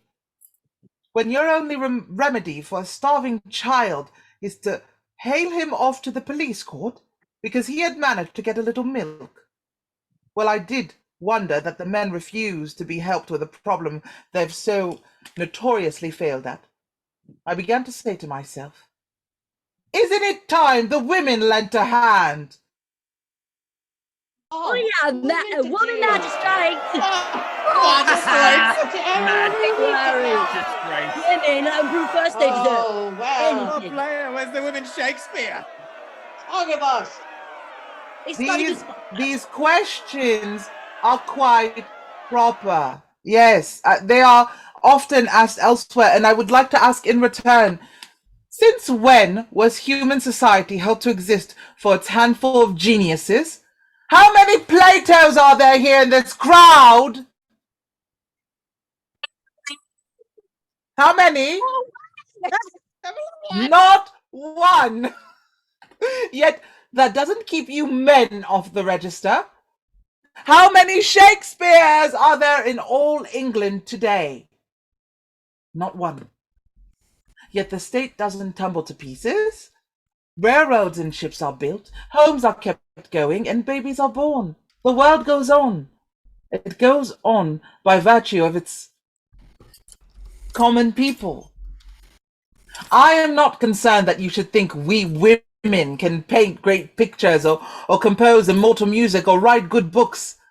I'm content that we should be classed with the common people who keep the world going. But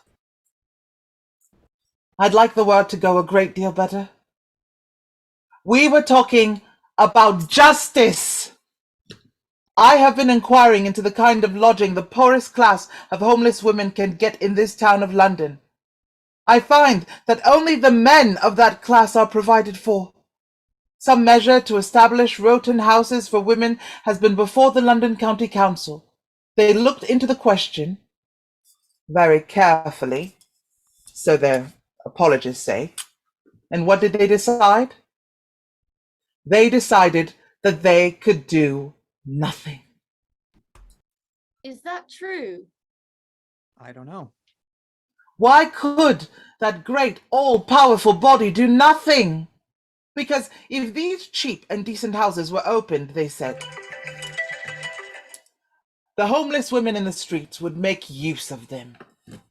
You'll think I'm not in earnest, but that was actually the decision and the reason given for it.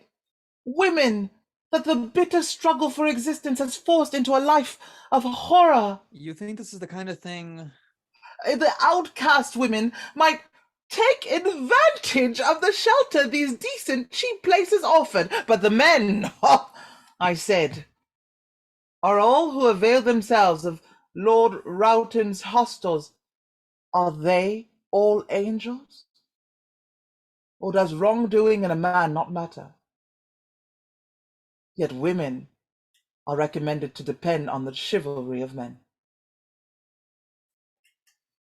Justice and chivalry. They both remind me of what those of you who read the police court news, I have begun only lately to do that, but you've seen the accounts of the girl who's been tried in Manchester lately for the murder of her child. Not pleasant reading. Even if we'd noticed it, we wouldn't speak of it in my world. A few months ago, I should have turned away my eyes and forgotten even the headline as quickly as I could. But since that morning in the police court, I read these things. This, as you'll remember, was about a little working girl, an orphan of 18, who crawled with the dead body of her newborn child to her master's back door and left the baby there. She dragged herself a little way off and fainted. A few days later, she found herself in court, being tried for the murder of her child. Her master, a married man, had of course reported the find at his back door to the police, and he had been summoned to give evidence. The girl cried out to him in the open court, "You are the father!" He couldn't deny it. The coroner, at the jury's request, censured the man and regretted that the law didn't make him responsible. But he went scot-free. And that girl is now serving her sentence in Strange Ways jail.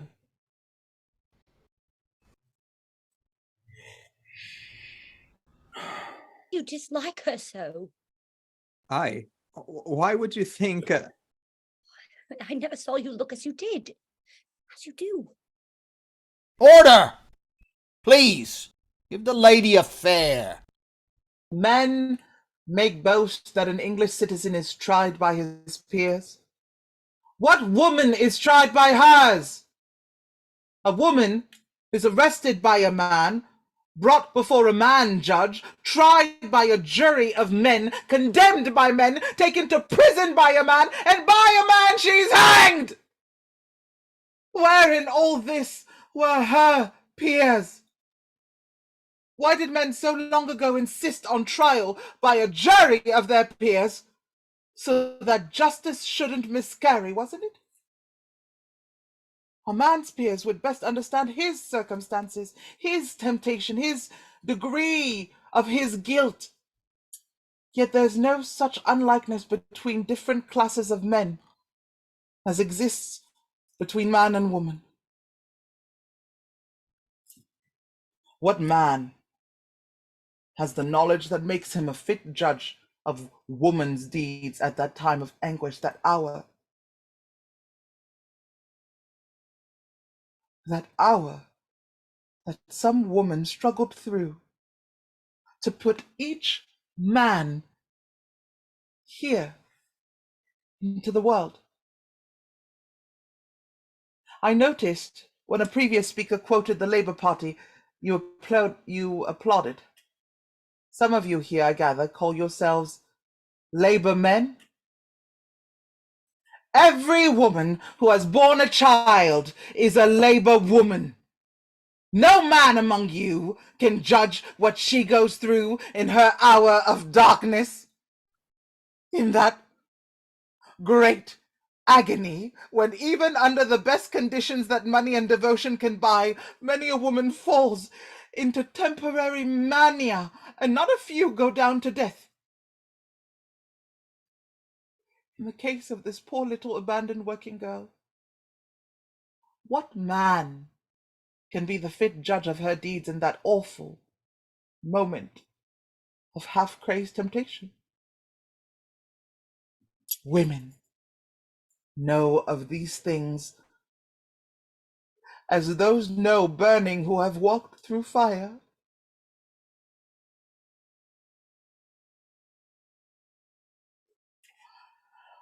I would say in conclusion to the women here, it's not enough to be sorry for these, our unfortunate sisters. We must get the conditions of life made fairer. We women must organize. We must learn to work together. We have all, rich and poor, happy and unhappy, worked so long and so exclusively for men. We hardly know how to work for one another, but we must learn. Those who can may give money. Yes, money. Yes, she just wants Those money. who haven't pennies to give, even those people aren't so poor they can't give some part of their labor, some share of this sympathy and support.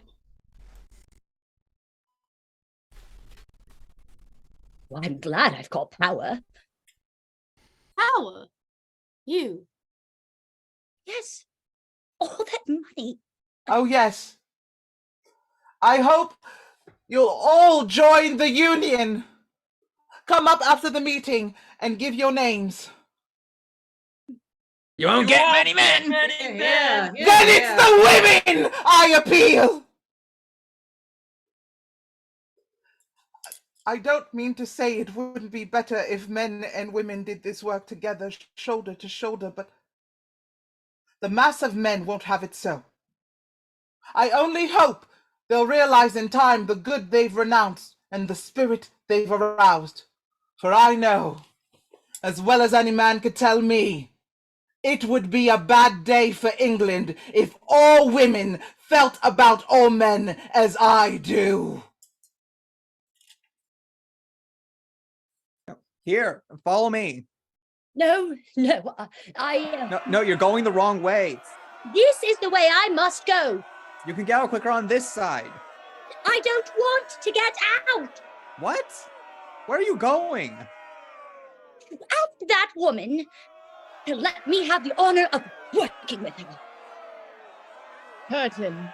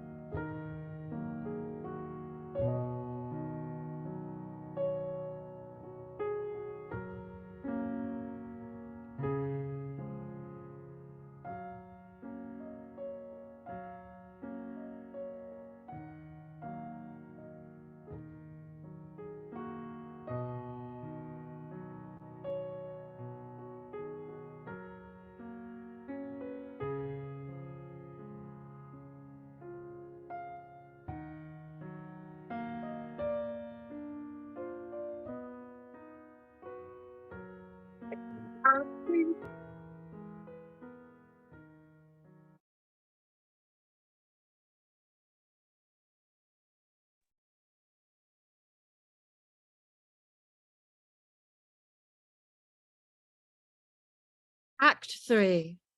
The drawing room at old Mr. Dunbarton's house in Eaton Square. 6 o'clock the same evening. As the curtain rises, the door opens and Jean appears on the threshold. She looks back into her own sitting room and then crosses to the drawing room, treading softly on the parquet spaces between the rugs. She goes to the window and is in the act of parting the lace curtains when the folding doors are opened by the butler. Speak low, please. I waited about a whole hour for you to come back. If you don't mind leaving me like that, you might have considered Lady John. Is she here with you? No, my place was nearer than this, and she was very tired. I left her to get some tea. We couldn't tell whether you'd be here or what had become of you. Mr. Trent, the goddess handsome. Trent. The chairman of the meeting. Got us.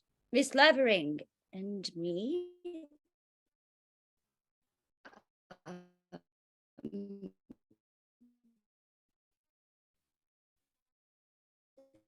Miss.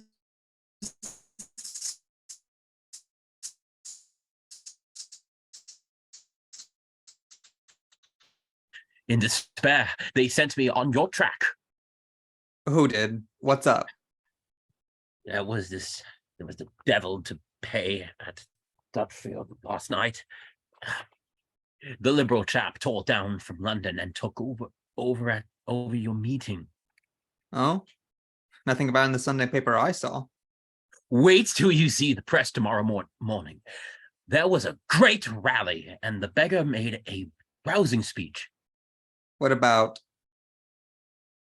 Abolition of the upper house. They were at that when I was at Eton. Yes, but this new man has got a way of putting things. The people went mad.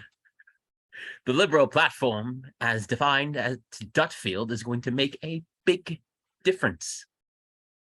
You think so? Well, your agent says as much. Might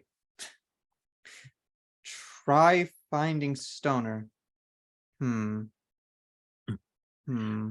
Tremendous effect of last night's Liberal manifesto ought to be counteracted in tomorrow's papers. You see, Mr. Stoner, it's a battle cry we want. Claptrap. Well, they've been saying we have nothing to offer but personal popularity. No practical reform, no... No truckling to the masses, I suppose. Well, in these democratic days. I hope you'll forgive my bursting in like this. But I can see you realize the gravity. It isn't as if he were going to be a mere private member. Everybody knows he'll be in the cabinet. Maybe a liberal cabinet. Nobody thought so up to last night. Why, even your brother. But I am afraid I'm seeming officious. What about my brother? I met Lord Windlesham as I rushed out of the Carlton. Did he say anything? I told him the Dutfield news. Well? He said it only confirmed his fears.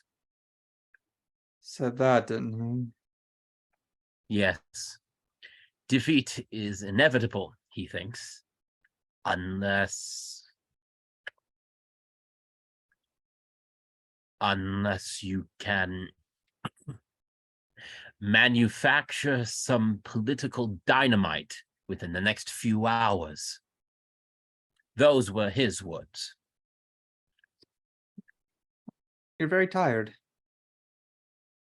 No. I'm obliged to you for taking so much trouble. I'll see what can be done. If you'd like to wire, I'll take it. You don't understand, my young friend. Moves of this kind are not rushed at by responsible politicians. I must have time for consideration. Oh. Well, I only hope someone else won't jump into the breach before you. I tell you, I'll find out what time the newspapers go to press on Sunday. Goodbye. I'll be at the club just in case I can be of any use. No, don't do that. If I should have anything new to say... But with our party, as your brother said, heading straight for a vast electoral disaster. If I decide on a counterblast, I shall simply telegraph to headquarters. Goodbye. Oh. Good. Goodbye.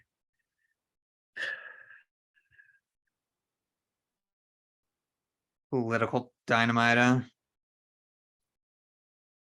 After all, women are much more conservative than men, aren't they? Especially the women the property qualification would bring in. You see now, one reason why I've encouraged you to take an interest in public affairs, because people like us don't go screaming about it is no sign we don't, some of us, see what's on the way. However little they want to, women of our class will have to come into line. All the best things in the world, everything that civilization has won, will be in danger if, when this change comes, the only women who have practical political training are the women of the lower classes. Women of the lower classes and women inoculated by the socialist virus. Geoffrey. Let us see how we shall put it when the time comes, shall we?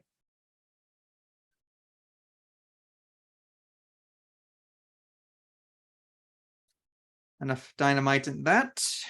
Rather too much, isn't that, little girl? Geoffrey. I know her story. Whose story? Miss Levering's. Whose? Vida Levering's.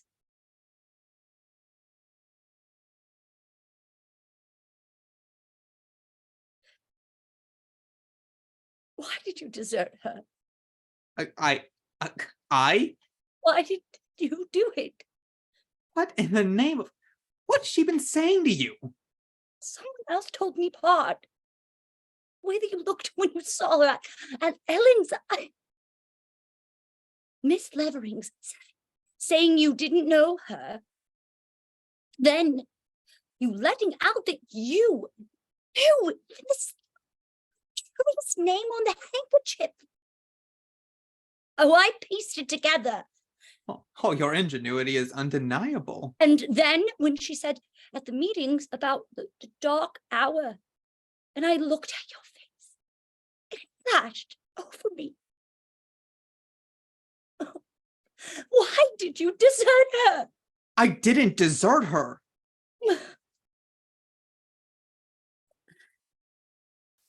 I'm glad. I'm glad.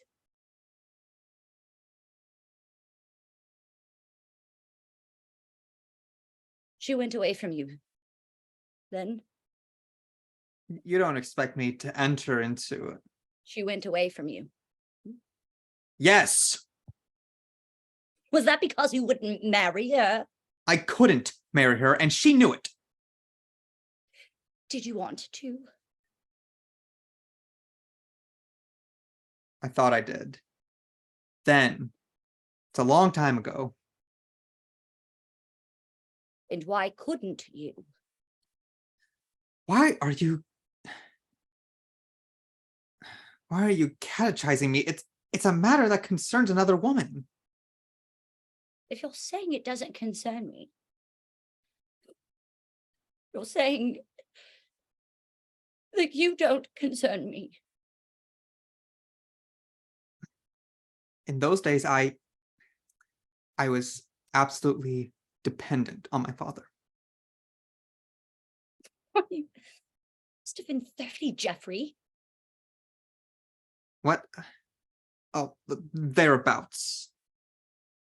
And everybody says you're so clever. Well, everybody's mistaken. It must have been terribly hard for you both.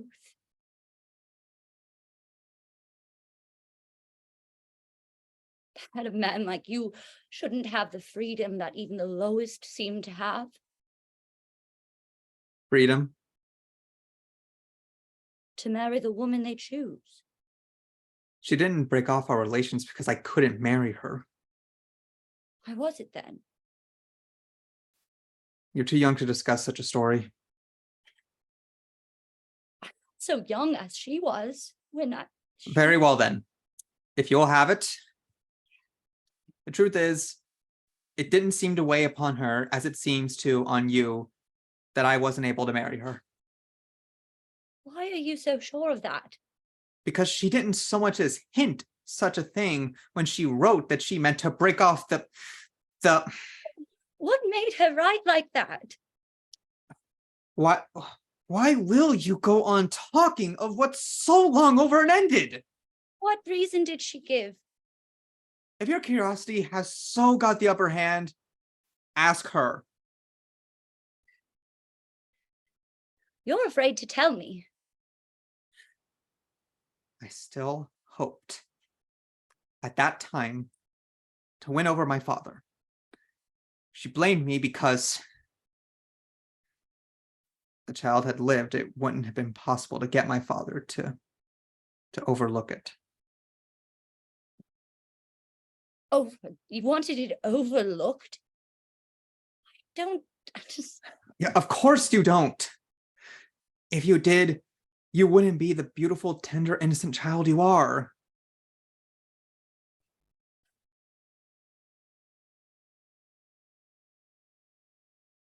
I'm glad you didn't mean to desert her. Jeffrey, I do. It wasn't your fault after all. Only some misunderstanding that can be cleared up. Cleared up? Yes, cleared up. You weren't thinking that this miserable old affair I'd as good as forgotten.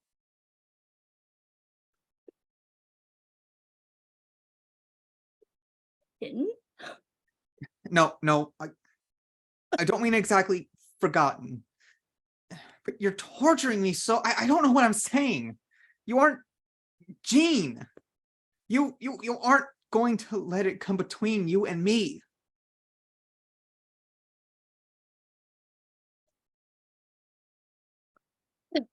I can't make or unmake what's past.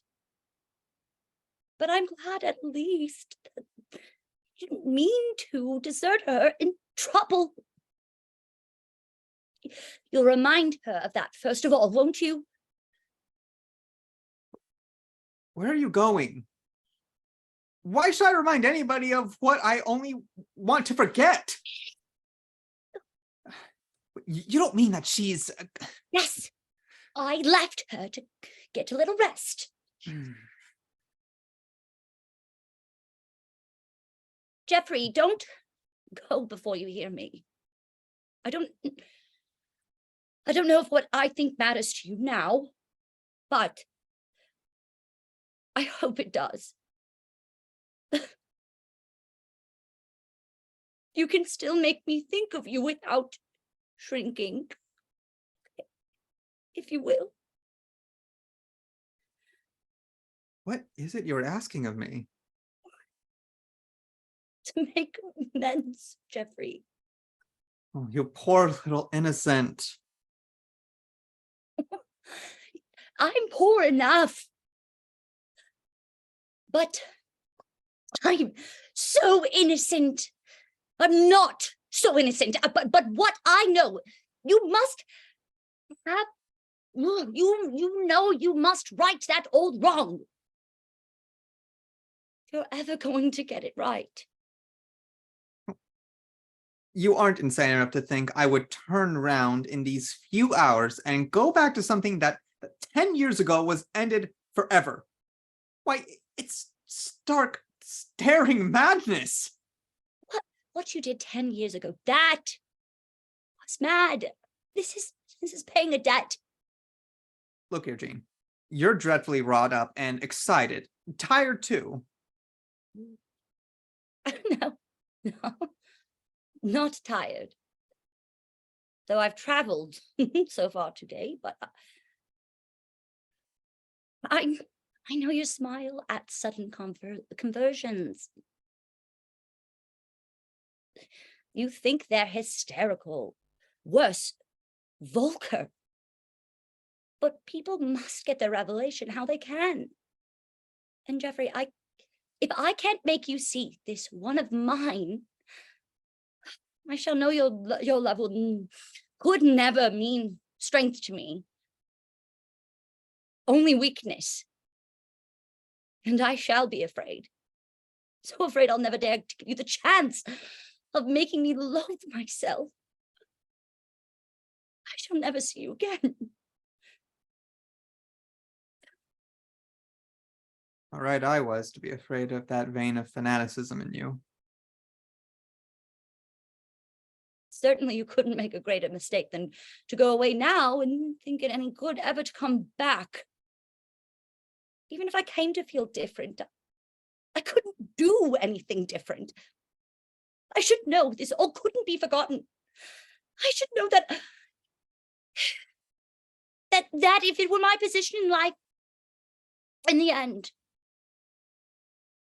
would be my position in life in the end, and yours too. She has made good use of her time. What has changed her? Has she been seeing visions too? What do you mean? Why is she intriguing to get hold of a man that 10 years ago she flatly refused to see or hold any communication with? Intriguing to get a hold of? She smitten you. What? Then how in the name of heaven do you know that she wants what you ask? There can't be any doubt about that. Oh, you absurd, ridiculous child. Then all this is just your own unaided invention. Well, I could thank God. For what? Why are you thanking God? Suppose, I'm not going to risk it, but suppose whether I deserve to suffer or not, quite certain you don't. Now, don't cry, dear one. It never was the real thing. I had to wait till I knew you before I understood.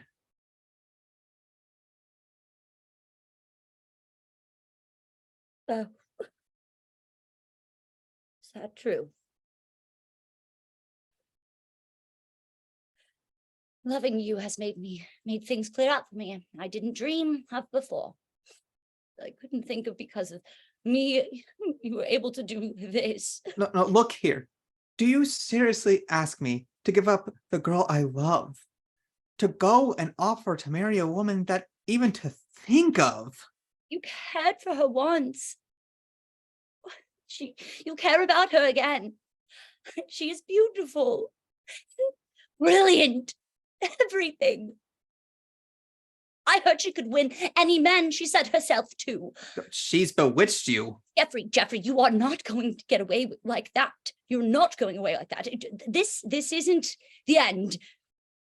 I suppose even if she refused me, She you'd... won't refuse you. She did once. She didn't refuse to marry you. Wait. Lady John is waiting all this while for the car to go back with a message. That's not a matter of life and death. All the same, I'll go down and give the order. Very well. You'll come back if you are the man I pray you are. Dearest of all the world.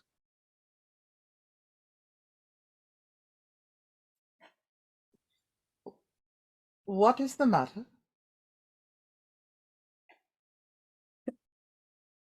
I've been seeing Jeffrey. Is this the effect seeing Jeffrey has? You see, yeah, I know now. Oh,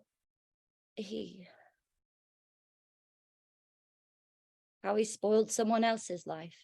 Who tells you that? Several people have told me.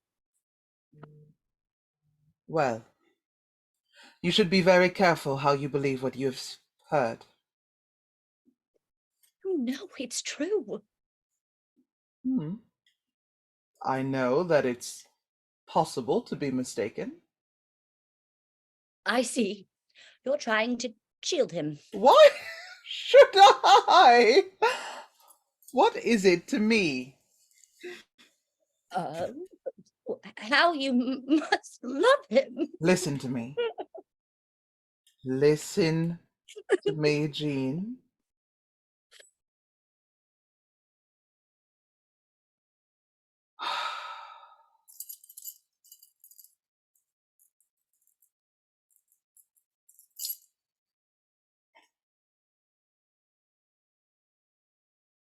Jean, where did he go?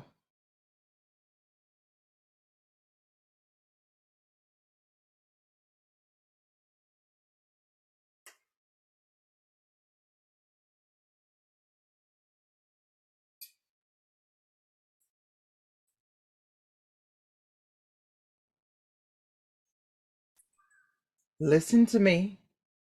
What's the use of going on denying it? Jeffrey doesn't.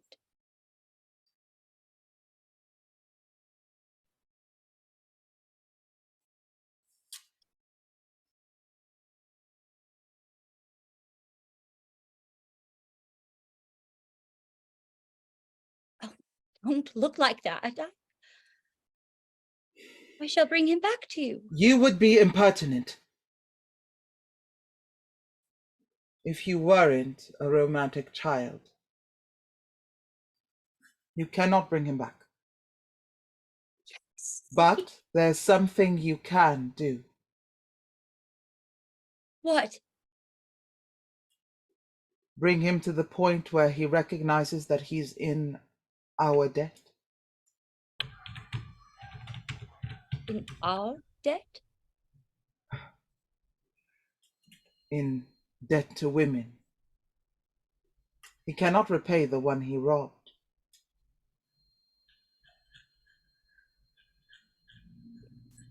Yes. No, no! He cannot repay the dead. But there are the living. There are the thousands with hope still in their hearts and youth in their blood. Let him help them. Let him be a friend to women. Yes. Yes, I understand. That too.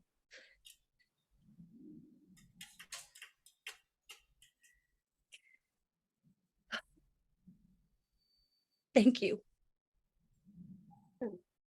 Well, you rather give us the slip. Vida, I believe Mr. Stoner wants to see you for a few minutes. But I'd like a word with you first, as I must get back. Do you think that the car, your man said something about recharging? Oh, did he? I'll see about it.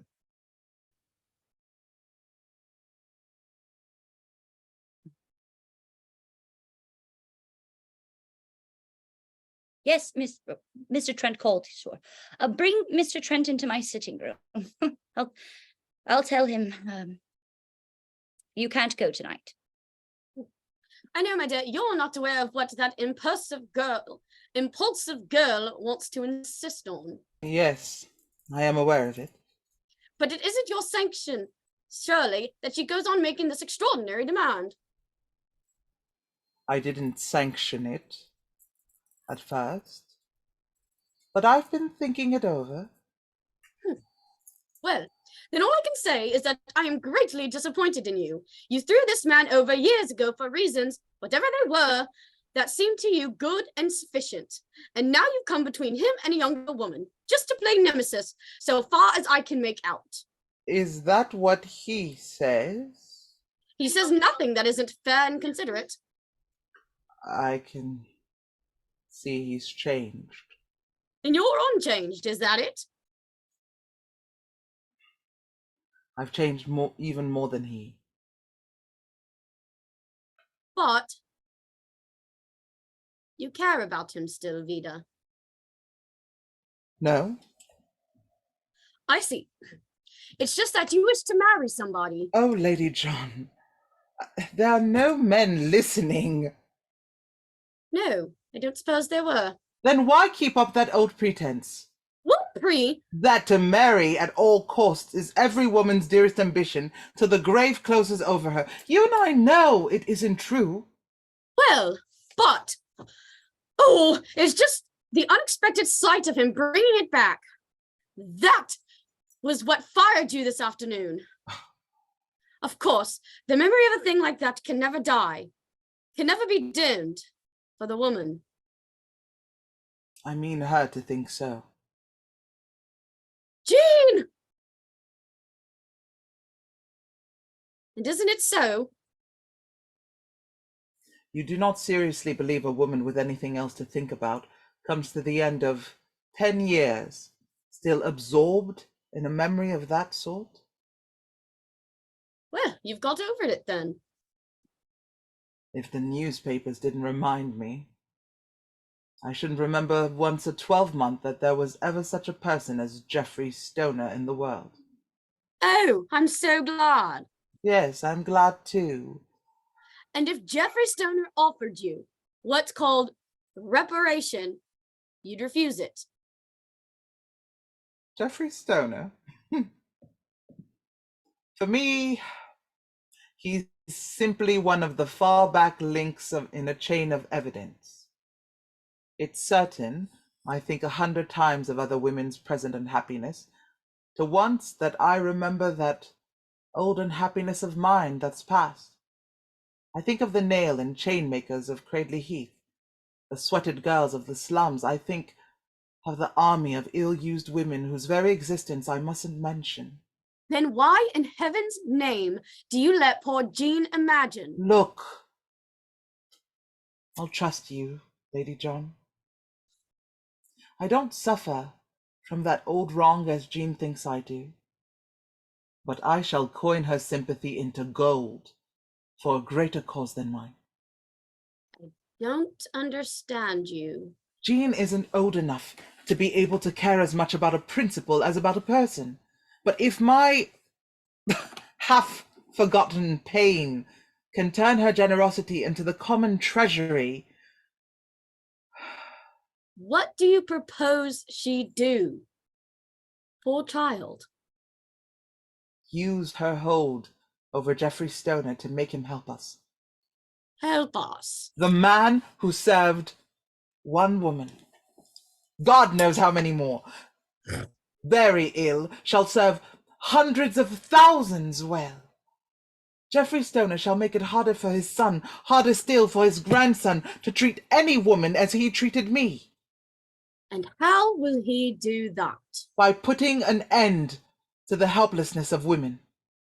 You must think he has a great deal of power. Power? Yes. Men have too much over penniless and frightened women. What nonsense! You talk as though the women hadn't their share of human nature. We aren't made of ice any more than the men. No, but all the same, we have more self-control. Than men. You know we have. I know you mustn't admit it. For fear they'd call us fishes. They talk of our lack of self-control, but it's the last thing they want women to have. Oh, we know what they want us to have, so we make shift to have it.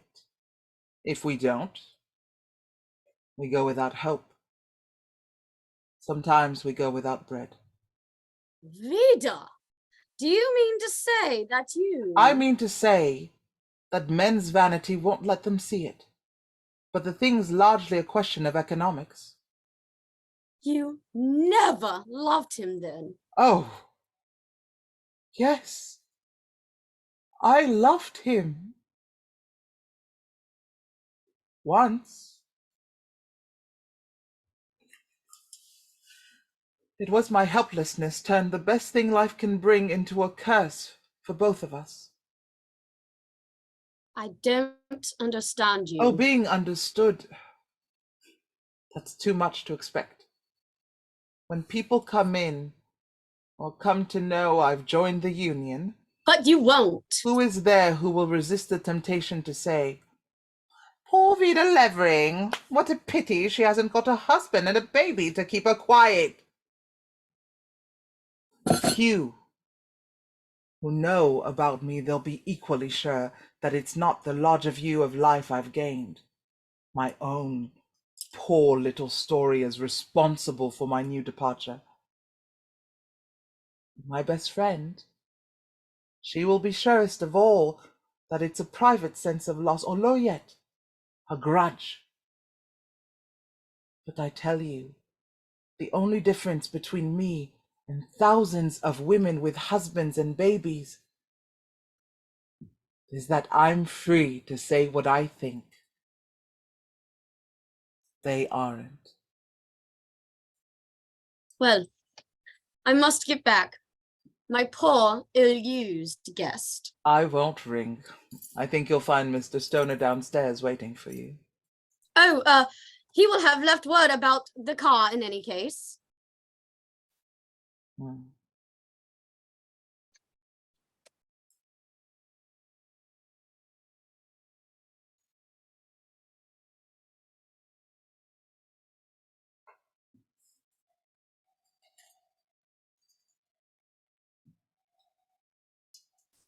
Mr. Trent? Are you there?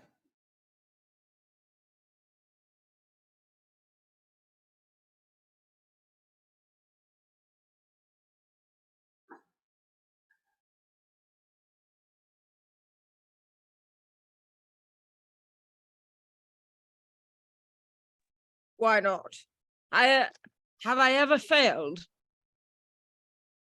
Well, Mr. Trent, I didn't expect to see you this evening. Lady John, this is one of our allies.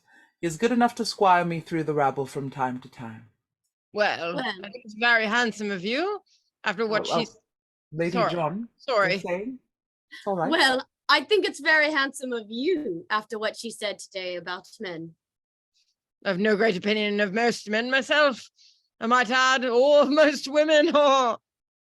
Oh, well, at any rate, I shall go away relieved to think that Miss Levering's plain speaking hasn't alienated all masculine regard. Why should it? That's right, Mr. Trent. Don't believe all she says in the heat of propaganda. I do believe that all she says, but I'm not cast down. Not when she says. Was there ever never a misogynist of my sex who ended by deciding to make an exception? Oh, if that's what you build on. Well, why shouldn't a man-hater on your side prove equally open to reason? That part of the question doesn't concern me. I've come to a place where I realize that the first battles of this new campaign must be fought by women alone. The only effective help men could give, amendment of the law, they refuse. The rest is nothing. Don't be ungrateful, Vida. Here, Mr. Trent's ready to face criticism in publicly championing you. It's an illusion that I, as an individual, need Mr. Trent. I'm quite safe in the crowd. Please don't wait for me, and don't come for me again. Of course, if you'd rather. And that reminds me, I was asked to thank you, and to tell you too that they, the women of the union, they won't need your chairmanship anymore. Though that, I beg you to believe, has nothing to do with any feeling of mine. Of course, I know there must be other men ready, better known men. It isn't that. It's simply that they find a man cannot keep a rowdy meeting in order as well as a woman. You aren't serious. Haven't you noticed that all their worst disturbances come when men are in charge? Well, I hadn't connected the two ideas. Goodbye. Goodbye.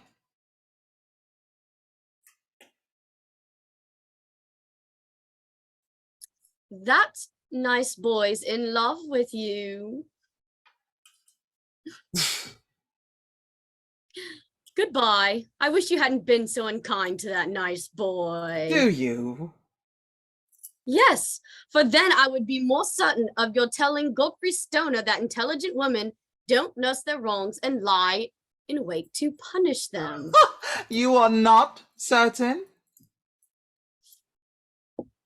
Are you?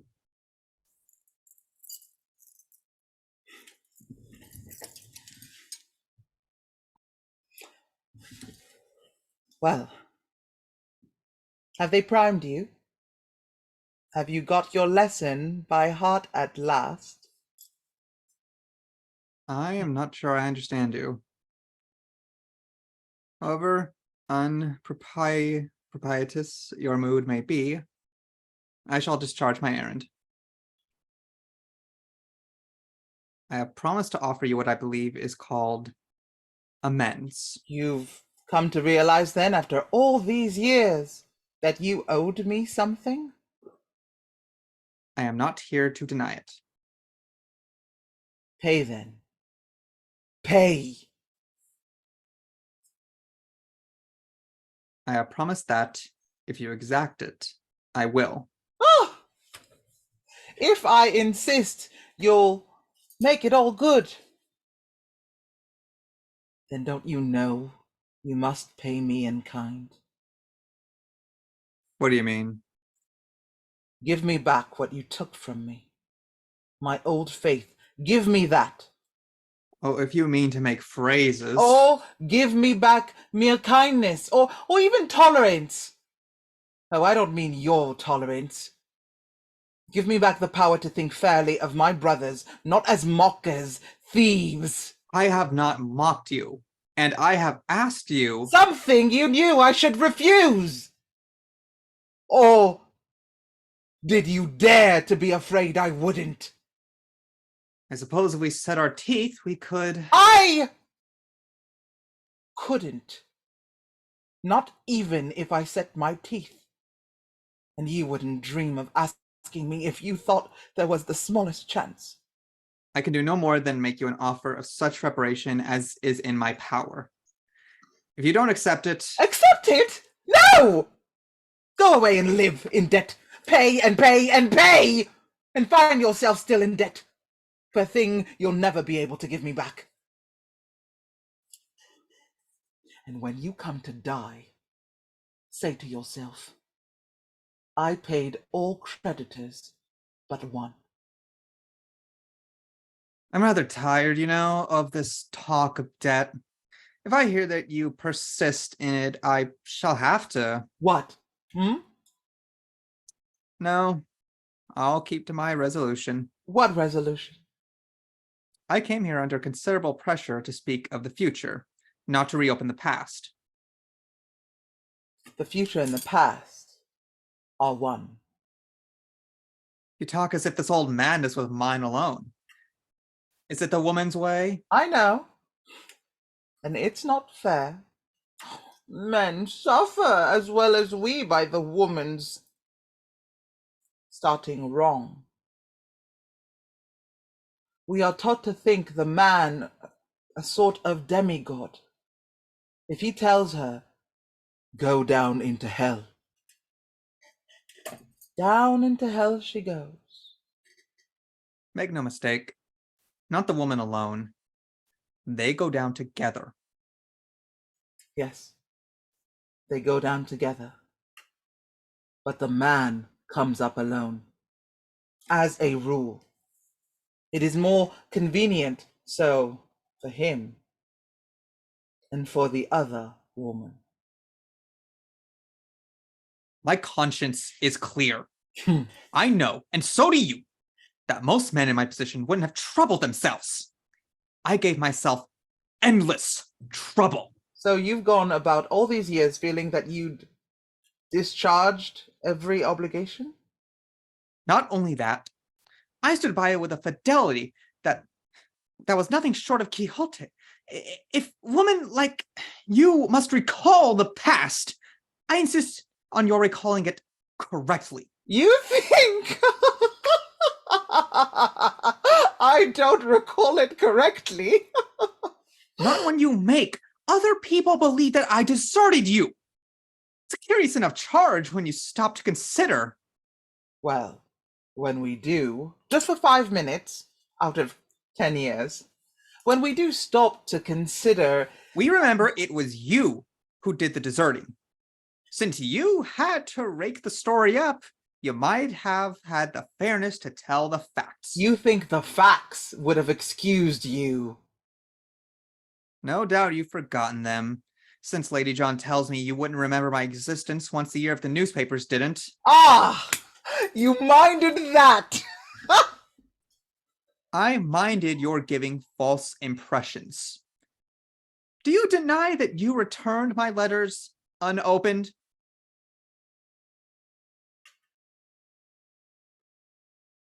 No. Do you deny that you refused to see me, and that when I persisted, you vanished? I don't deny any of those things.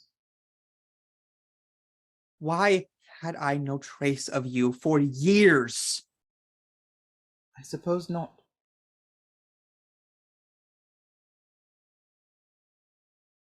Very well then. What could I do? Nothing. It was too late to do anything.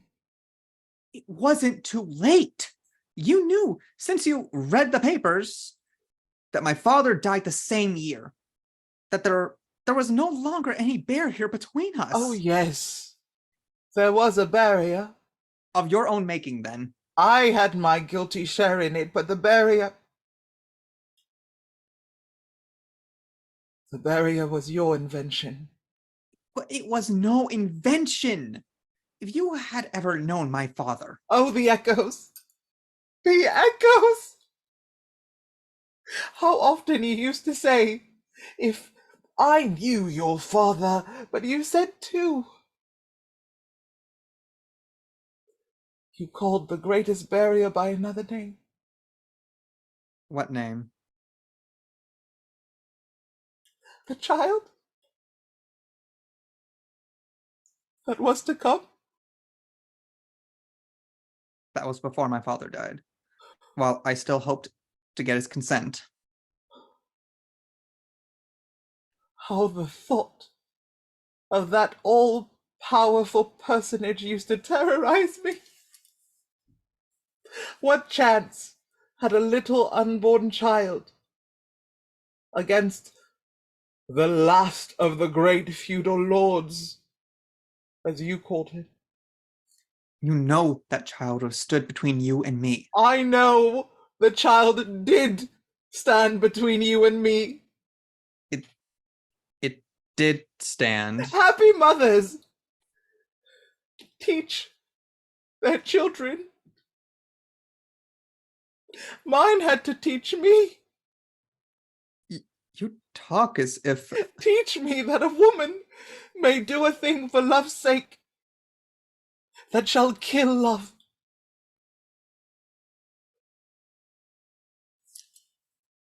You certainly made it plain you had no love left for me. I had need of it all for the child. Do you mean then that, after all, it lived? No, no. I mean that it was sacrificed. But it showed me no barrier is so impassable as the one a little child can raise. Is that why you... Is that why?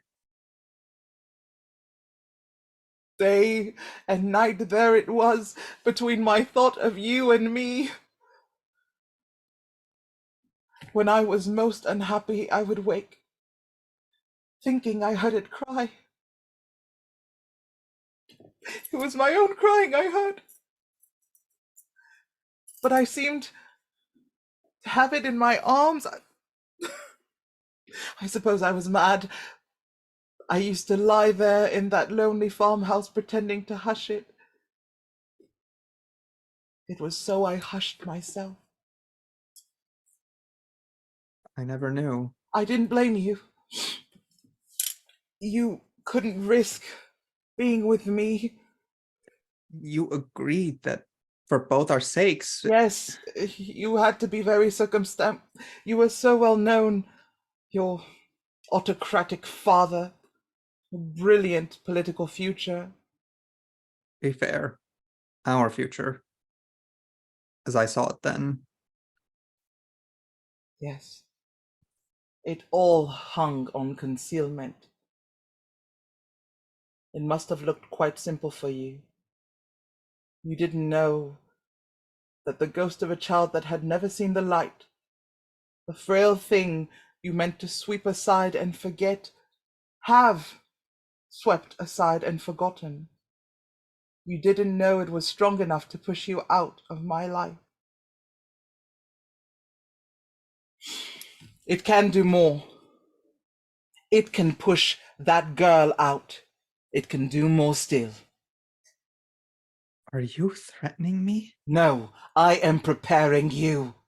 What? For the work that must be done, either with your help or that girl's. One of two things. Either her life and all she has given to this new service, or a ransom, if I give her up to you. See. A price. Well. Even if I could trust you to pay, no. It would be a poor bargain to give her up for anything you could do. In spite of your assumption, she may not be your tool. You are horribly afraid she is. But you are wrong. Don't think it's merely I that have got a hold of Jean Dumbarton. Who else? The new spirit that's abroad. How else should that inexperienced girl have felt the new loyalty and responded as she did? New indeed. However little loyal. Oh, loyal above all. But no newer than electricity was when it first lit up the world. It had been there since the world began, waiting to do away with the dark. So has the thing you're fighting. The thing I'm fighting is nothing more than one person's hold on a highly sensitive imagination. I consented to this interview with the hope. It only remains for me to show her your true motive is revenge. One say that to her, and you are lost. I know what it is that men fear. It even seems as if it must be through fear that your enlightenment would come. That is why I see a value in Jean Dumbarton far beyond her fortune. More than any girl I know. If I keep her from you, that gentle, inflexible creature could arouse in men the old half-superstitious fear. Fear? I believe you are mad. Mad! Unsexed! These are the words today. Oh, in the Middle Ages, men cried out, "Witch! Burn her!" And they burnt her. The woman who served no man's bed or board. You want to make that poor child believe that she sees for herself.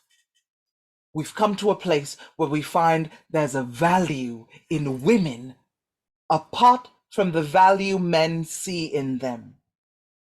You teach us not to look to you for some of the things we need most. If women must be freed by women, we have need of such as... Who knows? She may be the new Joan of Arc. That she should be the sacrifice? You have taught us to look very calmly on the sacrifice of women. Men tell us in every tongue, it's a necessary evil. One girl's happiness against a thing nobler than happiness for thousands. Who can hesitate? Not Jean. Good God. Can't you see that this crazed campaign you'd start her on, even if it's successful, it can only be so through the help of men? What excuse shall you make your own soul for not going straight to the goal? You think we wouldn't be glad to go straight to the goal? I do. I see you'd much rather punish me and see her revel in a morbid self-sacrifice. You say I want to punish you only because, like most men, you won't take the trouble to understand what we do want. Oh, how determined we ought to have it. You can't kill this new spirit among women. And you couldn't make a greater mistake than to think it finds a home only in the exceptional or the unhappy.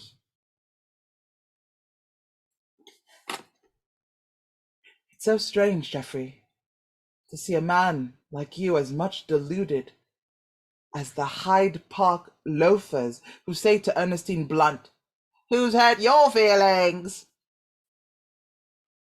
Why not realize this is a thing that goes deeper than personal experience?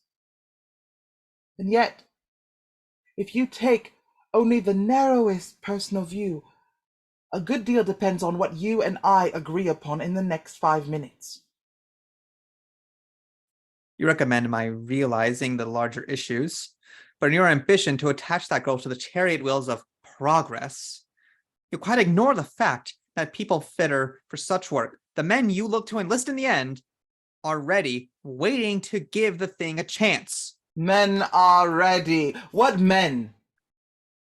Women have themselves to blame that the question has grown so delicate that responsible people shrink, for the moment, from being implicated in it. We have seen the shrinking. Without quoting anyone else, I might point out that the new antagonism seems to have blinded you to the small fact that I, for one, am not an opponent. The phrase has a familiar ring. We have heard it from 420 others. I spoke, if I may say so, of someone who would count. Someone who can carry his party along with him or risk a seat in the cabinet. Did you mean you're ready to do that? An hour ago I was. Ah, an hour ago. Exactly. You don't understand men. They can be led. They can't be driven. 10 minutes before you came into the room, I was ready to say I would throw in my political lot with this reform. And now? Now you block my way by an attempt at coercion. By forcing my hand, you've given it my adherence and air of bargain driving for a personal end. Exactly the mistake of the ignorant agitators of your union, as you call it. You have a great deal to learn. This movement will go forward, not because of the agitation, but in spite of it. There are men in Parliament who would have been actively serving the reform today, as actively as you, as actively as so vast a constitutional change. And they haven't done it because... Because it would have put a premium on breaches of decent behavior. Okay, look here. This is very good. I see only one objection. Objection? You haven't sent it. That is your fault. When did you write this? Just before you came in, when... Ah! It must have pleased Jean, that message.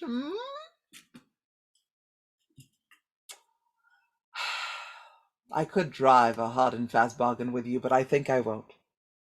If both love and ambition urge you on, perhaps. After all, life hasn't been quite fair to you. You fall out of one ardent woman's dreams into another's. You may as well tell me. Do you mean to... To keep you and her apart? No.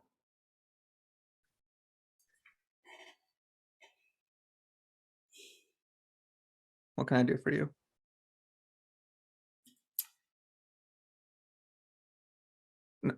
For the real you.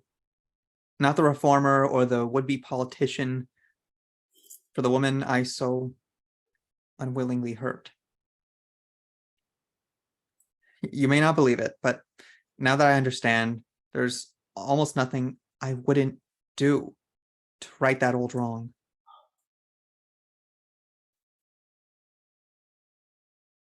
There's nothing to be done. You can never give me back my child. Will that ghost give you no rest? Yes. Oh, yes. I see life is nobler than I knew. There is work to do. Why should you think that it's only you, these 10 years, have taught something to? Why not give even a man credit for a willingness to learn something of life, and for being sorry, profoundly sorry, for the pain his instruction has cost others? You seem to think I've taken it all quite lightly. It's not fair. All my life, ever since you disappeared, the thought of you has hurt. I would give anything I possess to know you were happy again. Oh, happiness. Why shouldn't you find it still? I see. She couldn't help telling about Alan Trent. Lady John couldn't. You're one of the people the years have not taken from, but given more to. You are more than ever. You haven't lost your beauty. The gods saw it was so little effectual it wasn't worth taking away. One woman's mishap? What is that? a thing as trivial to the great world as it's sordid in most eyes. But the time has come when a woman may look about her and say, what general significance has my secret pain? Does it join on to anything? And I find it does.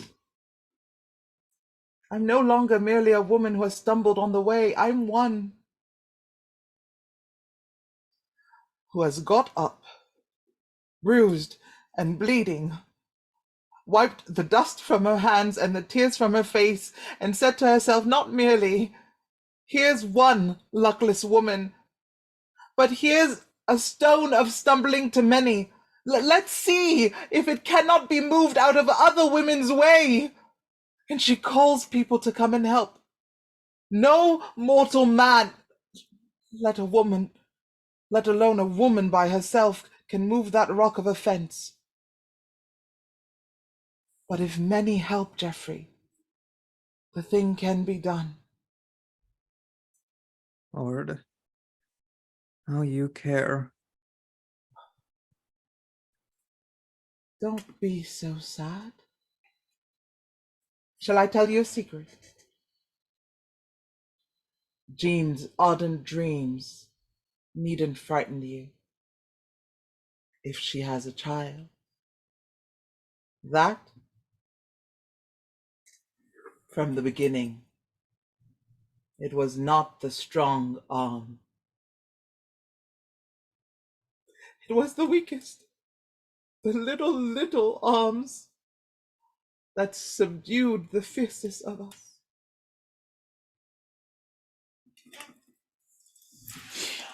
You will have other children, Geoffrey. For me, there was the only one. Well, since men alone have tried and failed to make a decent world for the little children to live in, it's as well some of us are childless. Yes, we are the ones who have no excuse for standing aloof from the fight. Vita. What? You've forgotten something. This.